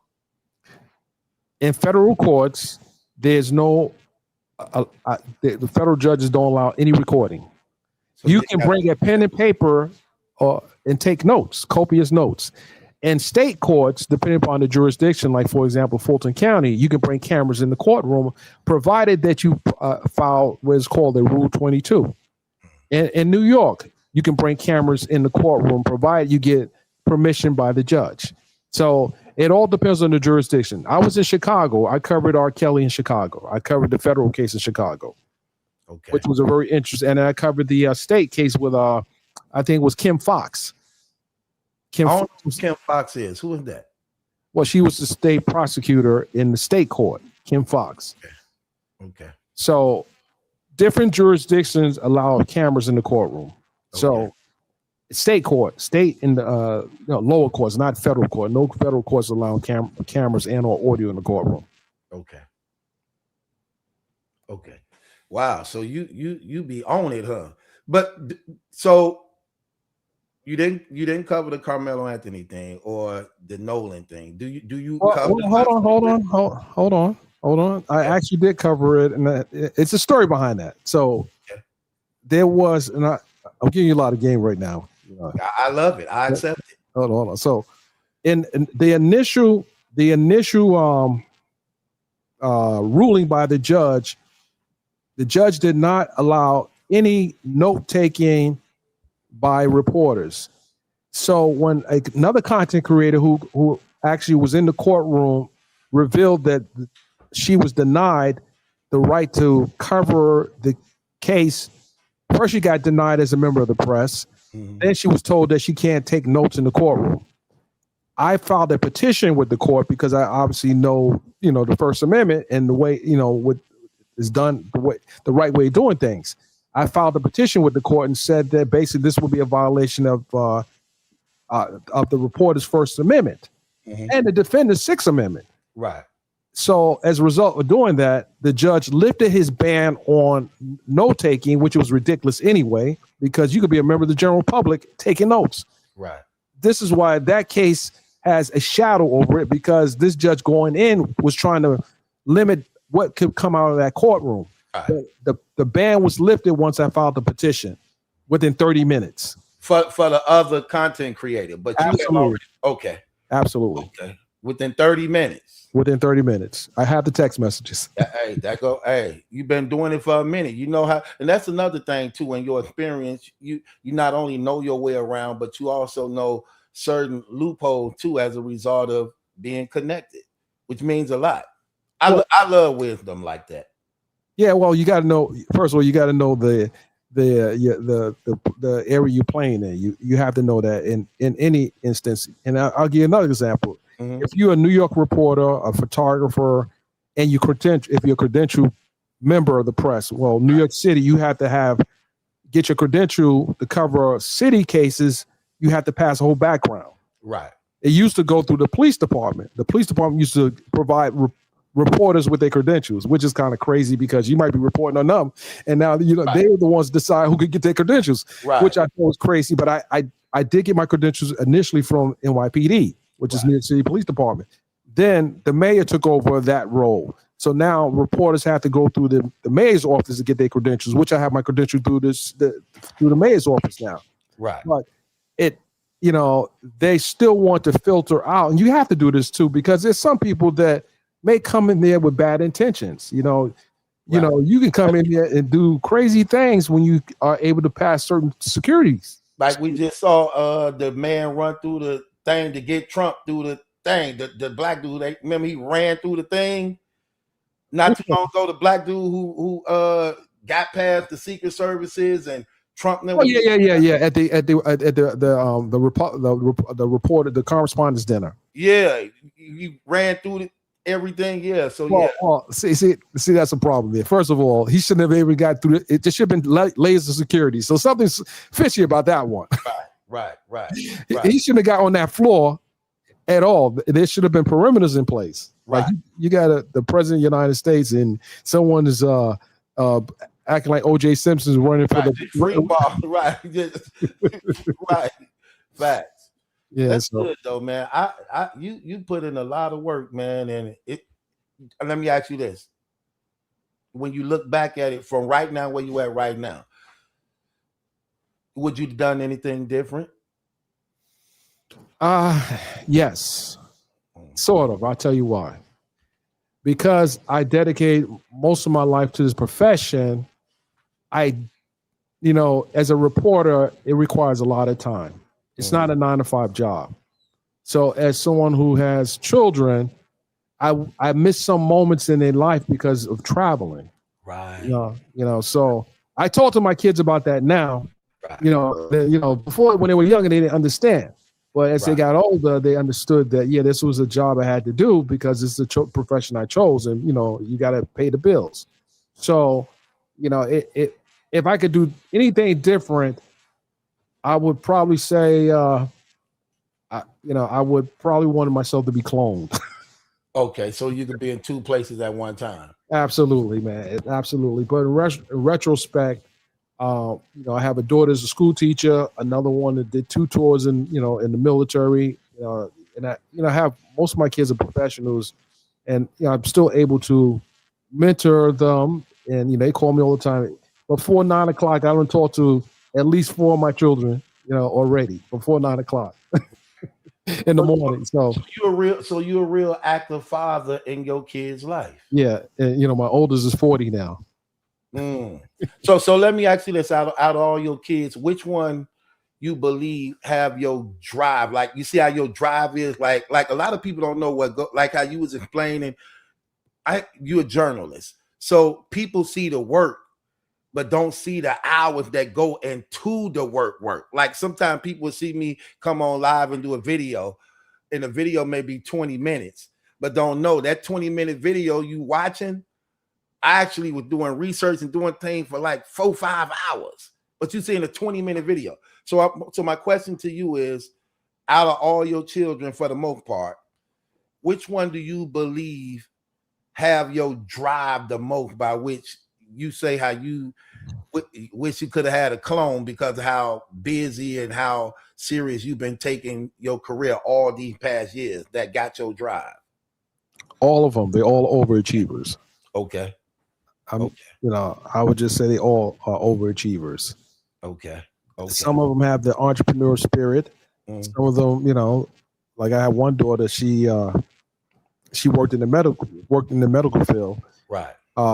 And she did 10 years on her job, and she's only 34. So that should tell you that she's disciplined. 10 years on the job, and she only 34. So right. She got at it, like straight from school. She owned it. Right. So they all have drive. So, some have drive more. Like, for example, my daughter did 2 tours in the military on a ship. She's Navy. Right. I mean, if you have any military background, doing tours, going around the world on water is not easy. Right. As a woman too. Let's keep that in play too. As a woman, because I hear a lot about, they had a whole thing about women in the military. Yeah. Listen, I thought about all those things. I thought about a bunch of when she, for example, she signed up before telling me. I'm like, whoa. Say you was against it in the beginning. Well, she signed up before telling me. So once you sign that contract with the military, you locked in. So anything I could have said at that point, it was like, well, I couldn't talk her out of it at that point. So.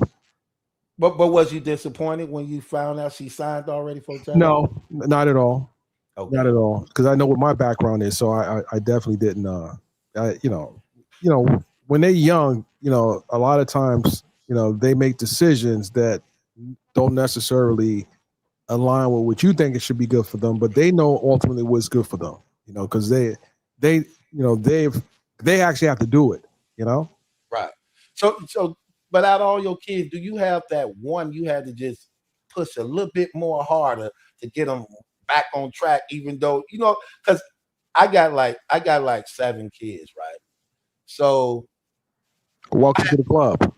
I have, they all got different personalities, different drives. So, you have to manage all those different personalities. So I have one I could just be like, hey, and he kill it. But then I got another one I got to continue to tell, because he'd get off course. I got to put him right back. He'd be fired up in the beginning, but then come back, he don't do. I'm like, son, what's yeah? Oh, that's right, Dad. So do you have that one that you have to actually put a little bit more extra to, even though they all got that drive, you had to make sure that one stayed the course because you know what I mean? Well, all my kids are grown. Okay. So any advice I give now is just parental advice on how I would handle a situation, but I don't have, I encourage them Right. in whatever their endeavors are. But as pushing them unnecessarily aggressive, no, I don't have to do that. Because if you give your child the right tools in the beginning, your work is going to be easy as they get older, as long as you provide the right tools in the beginning. If that makes sense. That make a lot of sense. Yeah. So depending on what values you instill in them is going to determine what the results are when they get older. Because they're gonna, like you heard what your parents told you growing up, and some of the things, if not all, stuck with you, and you use that as a blueprint for your children. Some things, you may deviate from. Like some things my mother used to do when I was coming. I'm like, nah, I ain't gonna do that. Right. That ain't me. Like for example, I've never had to hit any of my children or discipline them like that. Never had to put a belt on them because I communicate. My business is communication, so you got to know how to communicate with children. Not even when they were babies, like going near the socket, like tap the hand, tap the leg. I don't remember that. Okay. I don't remember. I think we probably had caps in the caps. Used to buy the little plastic caps and put them in there. And definitely for my grandkids, put the little plastic caps you put in the socket. Yeah, the protector, the child-proof socket. Yeah. I don't think I had those type of issues. Now my mother may have these issues with me, but no. I didn't have to. When you nip it in the bud at a young age, you don't really have to do it that like that. When you actually, like for me, I have tapped on the hand, tapped on the leg when they was maybe 2 years old, terrible too, but didn't have to really do that once they understood what that meant, only because of danger, danger, grabbing something, stick it down, no, don't do that. Or, you know what I mean? Going to a socket. But other than that, it becomes like that. It's automatic. You know what I mean? Like, oh, that's wrong. So, and then another thing too, and this is why I always teach on my show, how men stay involved in your children's life, even if you ain't getting along with the mama, even if you and the mama split up. It's very important to have that, because always, like you was explaining just then, having your kids, a lot of the lessons that they get is what they actually seeing and experiencing. So sometimes you teaching them was just in your everyday life of going to work, doing things the honest way, seeing how this is how you respect a woman by how you see me love your mama, seeing how I deal with the community, seeing how I'm involved in your life. So even without literally me teaching you one-on-one, the life of us being together is your lesson. That's a fact. I'm sorry. I just got an important message, brother. I thank you for allowing me to be on your platform. I wish you much success in what you do. And if there's anything you've taken away from what I said that can help you take your platform to the next level, that's a blessing. I want to talk to you behind the scenes, son. Check your Cash App too, because I sent you something. I think other people may have too. I don't know if you got the alerts, but definitely. How could people get in contact with you, through your channels, or how do that go? Well, so there's two ways. I have a professional media company, Byron Media Group. You can send an email to info at byronmediagroup.com. That's professional communications. BYRN mediagroup.com. And you can follow me on all social media platforms at Mr. MRDENNIS Byron. That's Twitter, Instagram, and all the platforms. That's how you can follow me. I appreciate you coming on the platform, and our time is up. It's 3 hours, man. You really blessed my platform. I'm so glad you came up here to actually have this time and talk together, brother. You're very enlightening, man. I learned a lot from you. The audience them did too. I'm definitely gonna look you up and look into your work and things like that because I believe I could learn a lot from you. I love wisdom, brother. I want to see if I can help you in any way too, because that's how it is. I would love to help you out if I could, because I definitely would love to learn some of your wisdom too, brother. And I really do appreciate You're in Chicago?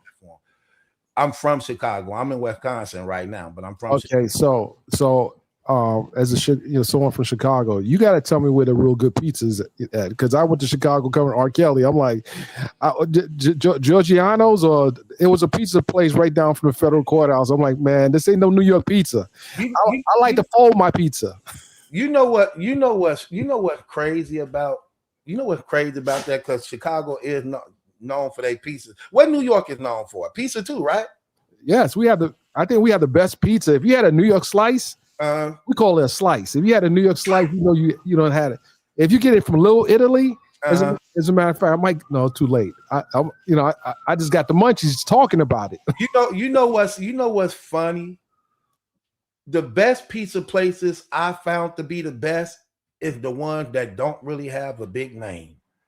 Them tend to be the best pizza places that you don't know about. Like how you just riding around and you see like the pizza shop that you be like, let me stop in there. They tend to always have the best pizzas, not the ones more so with the big names, but the ones who don't have the name. They tend to be the ones that make the best pizzas.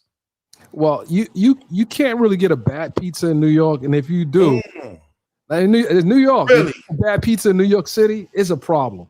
Really? You may pay $7-8 for a slice, or you may pay.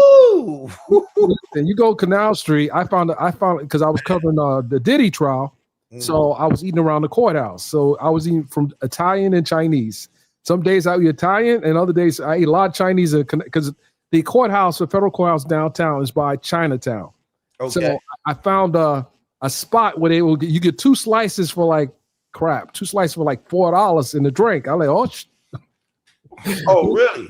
That's way different from $7-8 a slice. Two slices for $4? Listen, it was two slices for $4. You can fold the pizza. It got to have a lot of cheese and a lot of sauce. What's your go-to? What you like on your pizza? Now, well, I don't eat any pork, so it would be vegetables. It would be vegetables. Oh, so you get a veggie? A veggie. If I want to get something creative, I'll get a veggie slice. Now, is the veggie selective too, or is just veggie period? No, usually a veggie slice, you're gonna have mushrooms, spinach, or I get a slice with just spinach. Me, I like pineapple and jalapeno. That's my favorite. Okay, listen, that's good, but the mix of the pineapple and the jalapeno, I like that. Yeah. But you don't like it? No, at my age, I'm not too keen on the jalapeno, because man, spice at my age, it really does something to me. What about Chinese? You mentioned Chinese. What's your go-to on Chinese? No, I'm a Asian connoisseur. I love sushi. I love sashimi. So that's without the sashimi. Sashimi is without the rice. So what is that? It's raw fish. It's basically raw fish, like a sushi. Sushi is with the rice. Okay. That's why I call sushi, because it's rice added. And the best sashimi is toro, which is the belly of the fish. I'm gonna try that, man. Is it a particular fish, or is it just fish? It's a tuna, but it's the belly of the fish. It's the most expensive sashimi there is.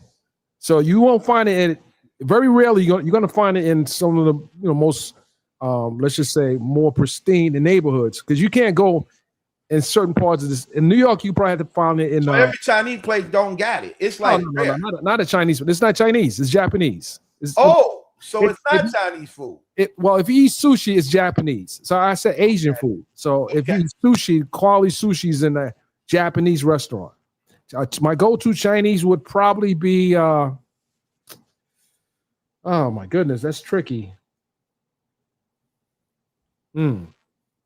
Okay, so I grew up in the South Bronx, so shrimp fried rice and chicken wings. That same thing with me. I ain't really into shrimp. I do beef fried rice with the chicken wings. Okay. And down here, where we from down here, the way they do they Chinese stuff, you order the chicken and get the rice for free. Like if I order a 6 or 8 piece chicken, the rice come free, whatever you want, whether shrimp fried, beef, chicken, the rice is free, a large one. So the chicken you got to pay for, but the rice is free. What kind of rice is it?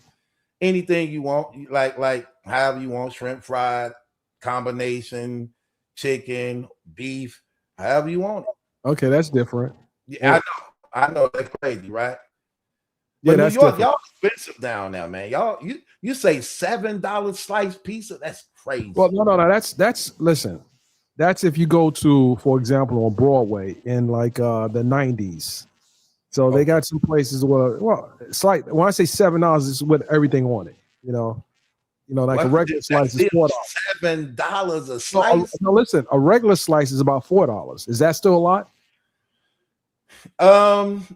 You put it this way: Domino's. I just had Domino's. You can't put Domino's in the conversation. But I'm only saying that to say they running a special right now.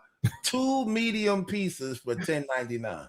Well, guess what? If you're talking pizza, I don't think any New Yorker would say Domino's is their go-to for pizza.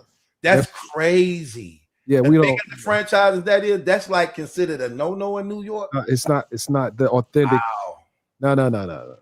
Anyone in New York from New York knows that you got to go to a regular Italian pizza parlor to get your slices. You saw Spike Lee's movie Do the Right Thing, right? Yep, I saw that. Yeah, that's the kind of pizza you want to eat. You got to have enough cheese on it.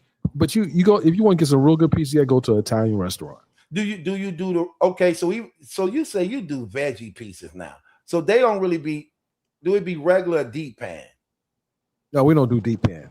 No, that's Chicago. That's a Chicago thing, man. Okay, all right. See, we don't do that. You know what's crazy for you to be from New York? I'm not hearing the accent. You don't got the accent. What you talking about? I don't hear your accent. Like usually they got this accent. I don't hear it. Yo, you don't have the accent. It just you got a natural tone. Like it just when I'm in Atlanta, I don't think I get that. How about that? Oh, so Atlanta just recognize it out the gate. Yeah, they recognize it. I think for the most part, you can tell. If you listen to me long enough, you can tell that I'm from New York City. Okay, wow. Except if you're a bill collector and they call me. Yeah. Right. Hello. Right. Hello. Who's calling? Right. I got a few bill collector voices. Right. I didn't act like a woman before. My white man voice is cold. I like that too. Yeah, I appreciate all these scam calls. You got to throw on the voice. You got to throw on the voice. Man, soon my phone pop up. It'd be like it's programmed my phone. It'd be like possibly a scam. Like not answering that. But my brother, I really appreciate you bringing me on. And I got to run, but you have my info. You shoot me an email, and hopefully, you guys, if I hadn't read none of your comments. Anyone had a question? Anybody got any questions for Dennis? He want to answer some questions, y'all. Well, no. I answered 2 questions real quick. 2 questions. Okay, and I'm gonna make sure they good. Dennis want to know: do anybody got any questions? And just post it up. They talking about keep them here another hour. No, we can't do that. Okay, well, I got a question. Why they typing? No. You done exhausted all your questions. We need if you got to get it from your audience. I said why they typing just to keep. Listen, I'm gonna send you an invoice. Okay. Okay, y'all. So, question for Dennis before he get up out of here, y'all.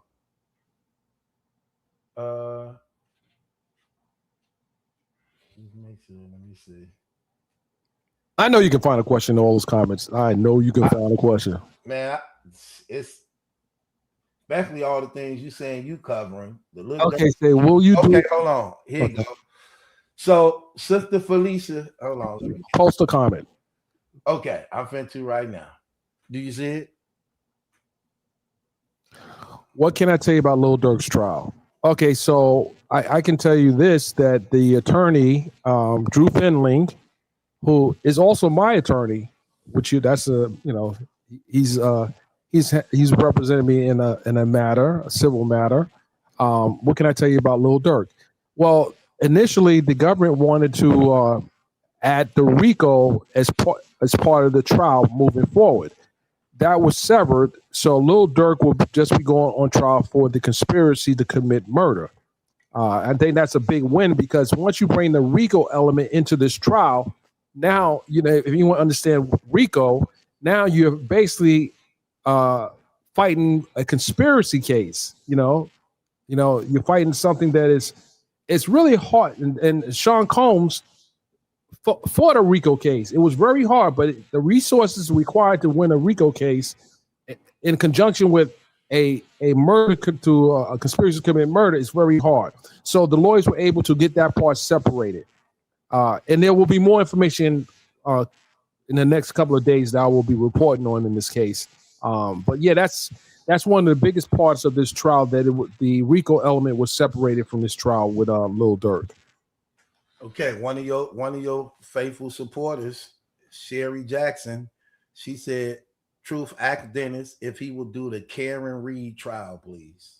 Well, from the actual trial is over with. So unless it's a civil trial, and I'll tell you, if you're really looking for good coverage on the Karen Reed trial, I would say AV to the 7th Power is doing a great job of covering it. Plus, she's in Boston, so she's actually in the state where Karen Reed trial had taken place. I do know there was a rogue cop or state police officer that I think he's been removed from the force. But AV to the 7th Power is the one that if you want good coverage on that one, she's out there. I'm not going to be on that case. Another person said, have you covered anything about the reparations fight for Black Americans? Have I covered anything about the reparations? We've probably covered it on the website, I think maybe 2 years ago, California was in a discussion regarding maybe considering Gavin Newsom was, but that's not a trial. It's not a trial case. It's not something that will cover actually. No. Okay, last one, we out of here. What's the closest case you covered so far that meant the most to you, and why? This is by the Take Back Battle Rap Community Innovate. What is the closest case he's covered for far that meant the most to him, and why? That's a hard one. I've covered hundreds of trials, so that meant the most for me. I'll tell you a case that bothered me. I covered the trial of George Zimmerman in Sanford, Florida, in the death of Trayvon Martin. That case resonated with me because you had a young man who was out in the rain trying to get to his father's house, and this wannabe cop, George Zimmerman, thought it was smart to confront him because he was just walking with a hood on. And I think he had Skittles and iced tea. Skittles and iced tea. Yeah, I covered that one. That's why I first met Attorney Ben Crump. That's the first time I knew who he was covering that case. And that was years ago. So yeah, so many cases I've covered. I was in the court when Tupac Shakur was on trial with his role manager many years ago. For shooting the cop? No, when he was on trial for the alleged sexual assault. I was in the courtroom for that one. Then I was in the courtroom covering the O.J. Simpson case. So I covered so many trials. And you was in there on the O.J. Simpson case? Yes, sir. Dang, you've been putting in work. Yeah, I'm an old geezer at this. Wasn't even no internet then. Excuse me? Wasn't even no internet then. Before the internet. How about that? Yeah. How about that? Another person just asked you, is R. Kelly gonna ever get out? Let's see. They haven't seen you since the Sylvia stuff. R. Kelly going to get out. That's another one of your supporters. I know they know who I am because they brought her up in it. So he has petitioned the president of the United States for a pardon. But he would need a federal pardon to get out. He has no state convictions, so he would need a federal pardon to get out. The likelihood of that happening, I don't know. That's tricky. That is tricky. Well, because it only takes a stroke of Trump's pen to get him out. How much time did they give him anyway, Dennis? So he got 30 in New York, and now with the presiding judge in that case was Ann Donnelly, and that was the Eastern District of New York. And then he got 20 years in Chicago, and the judge in that case is now deceased. In New York, you got to do all the time? No, you got to do, it's federal. So it's a percentage of time. 80, 85? 80? I think it's 85. Okay. All right, Dennis. Well, I appreciate you, brother. The questions keep coming in, man. Look, they steady asking more questions. Oh, they had to type, man. Let's see. We take a few more. They're quick ones. We take a few more. Ask him how he feels about Keefe D upcoming trial. Okay, that's a good one. So I'm going to be traveling from Los Angeles to Vegas. I'm going to pop in and out of that case as well. Well, considering he's accused of being part of in the death of Tupac Shakur, I knew I knew Tupac. I actually interviewed Tupac when he got out of jail. So, that was interesting to be able to have an opportunity to interview him. And then I also interviewed his mother before she passed. So I would like to see how this trial is going. I want to see if DJ Vlad take the witness stand. Oh, wow. Did they subpoena him for that? Well, of course, they got to subpoena him because they're using his videos. He has to get on the stand, But I want to sit there and watch DJ Vlad take the stand so I can report back to you guys. You like him? Let's just say I have my own opinions of him. I'm not gonna, say that what they are, but let's just say not really. Okay. Barbara said, do you think Crack Shane is going to jail? I don't know who that is. I don't know who that is neither. Right. I'm hoping you say something. Listen, I know Crack kills, but I don't know who that person is. Oh. Okay, so for the most part, that's it, brothers. For the most part, that's it. I don't think I see nothing else. Okay. All right, my brother. God bless you. I appreciate you bringing me on. And guys, have a blessed Sunday. And make sure you follow my platform. Peace and love. And hope to, be able. I'm gonna lock you in as well, my brother. Just And his link is up top for not only him and what he got going on, but also for Miss Shyneka, the woman who's the co-host. What's the name of her show, brother? The name of her show she is on the radio. Their show is syndicated, so she's on the radio in various markets. Okay, so so her link, her Cash App is up top. Her birthday is, you say tomorrow, right? It was yesterday. So her birthday was yesterday, and he got a birthday coming up 6 months from now, y'all. So don't forget him. We got to bring him up. So okay, so someone, let me answer this real quick. I saw this and I'm gonna go. Someone asked me, do I hire for my network organization? Absolutely do. And you have a resume, if you have any background in media, what market you are in, there may be an opportunity for you. So again, info at byronmediagroup.com. You got to have some kind of skills. The Young Jock Morning Show, that's my guy, Young Jock. That's right. Mm-hmm. Young Jock Morning Show. Okay. But I think, do you think Shyneka could do her own show? What do you think, guys? Yeah, she should. She got the personality for it. She got the I'm not touching that question. She got the voice. Brandon Tatum, listen, my guy. Listen, I like him. Listen. I would just go watch the movie Django. These niggas lacking. Listen here, hold on. Let me give you this one. These niggas lacking. All right, I'm gonna leave that one there. I'm not no comment there. But guys, I gotta go. I appreciate you. I really do. Thank you, my brother. And God bless you, brother. Bless you as well, my brother. All right. I'm locked in with the lines. We in the line of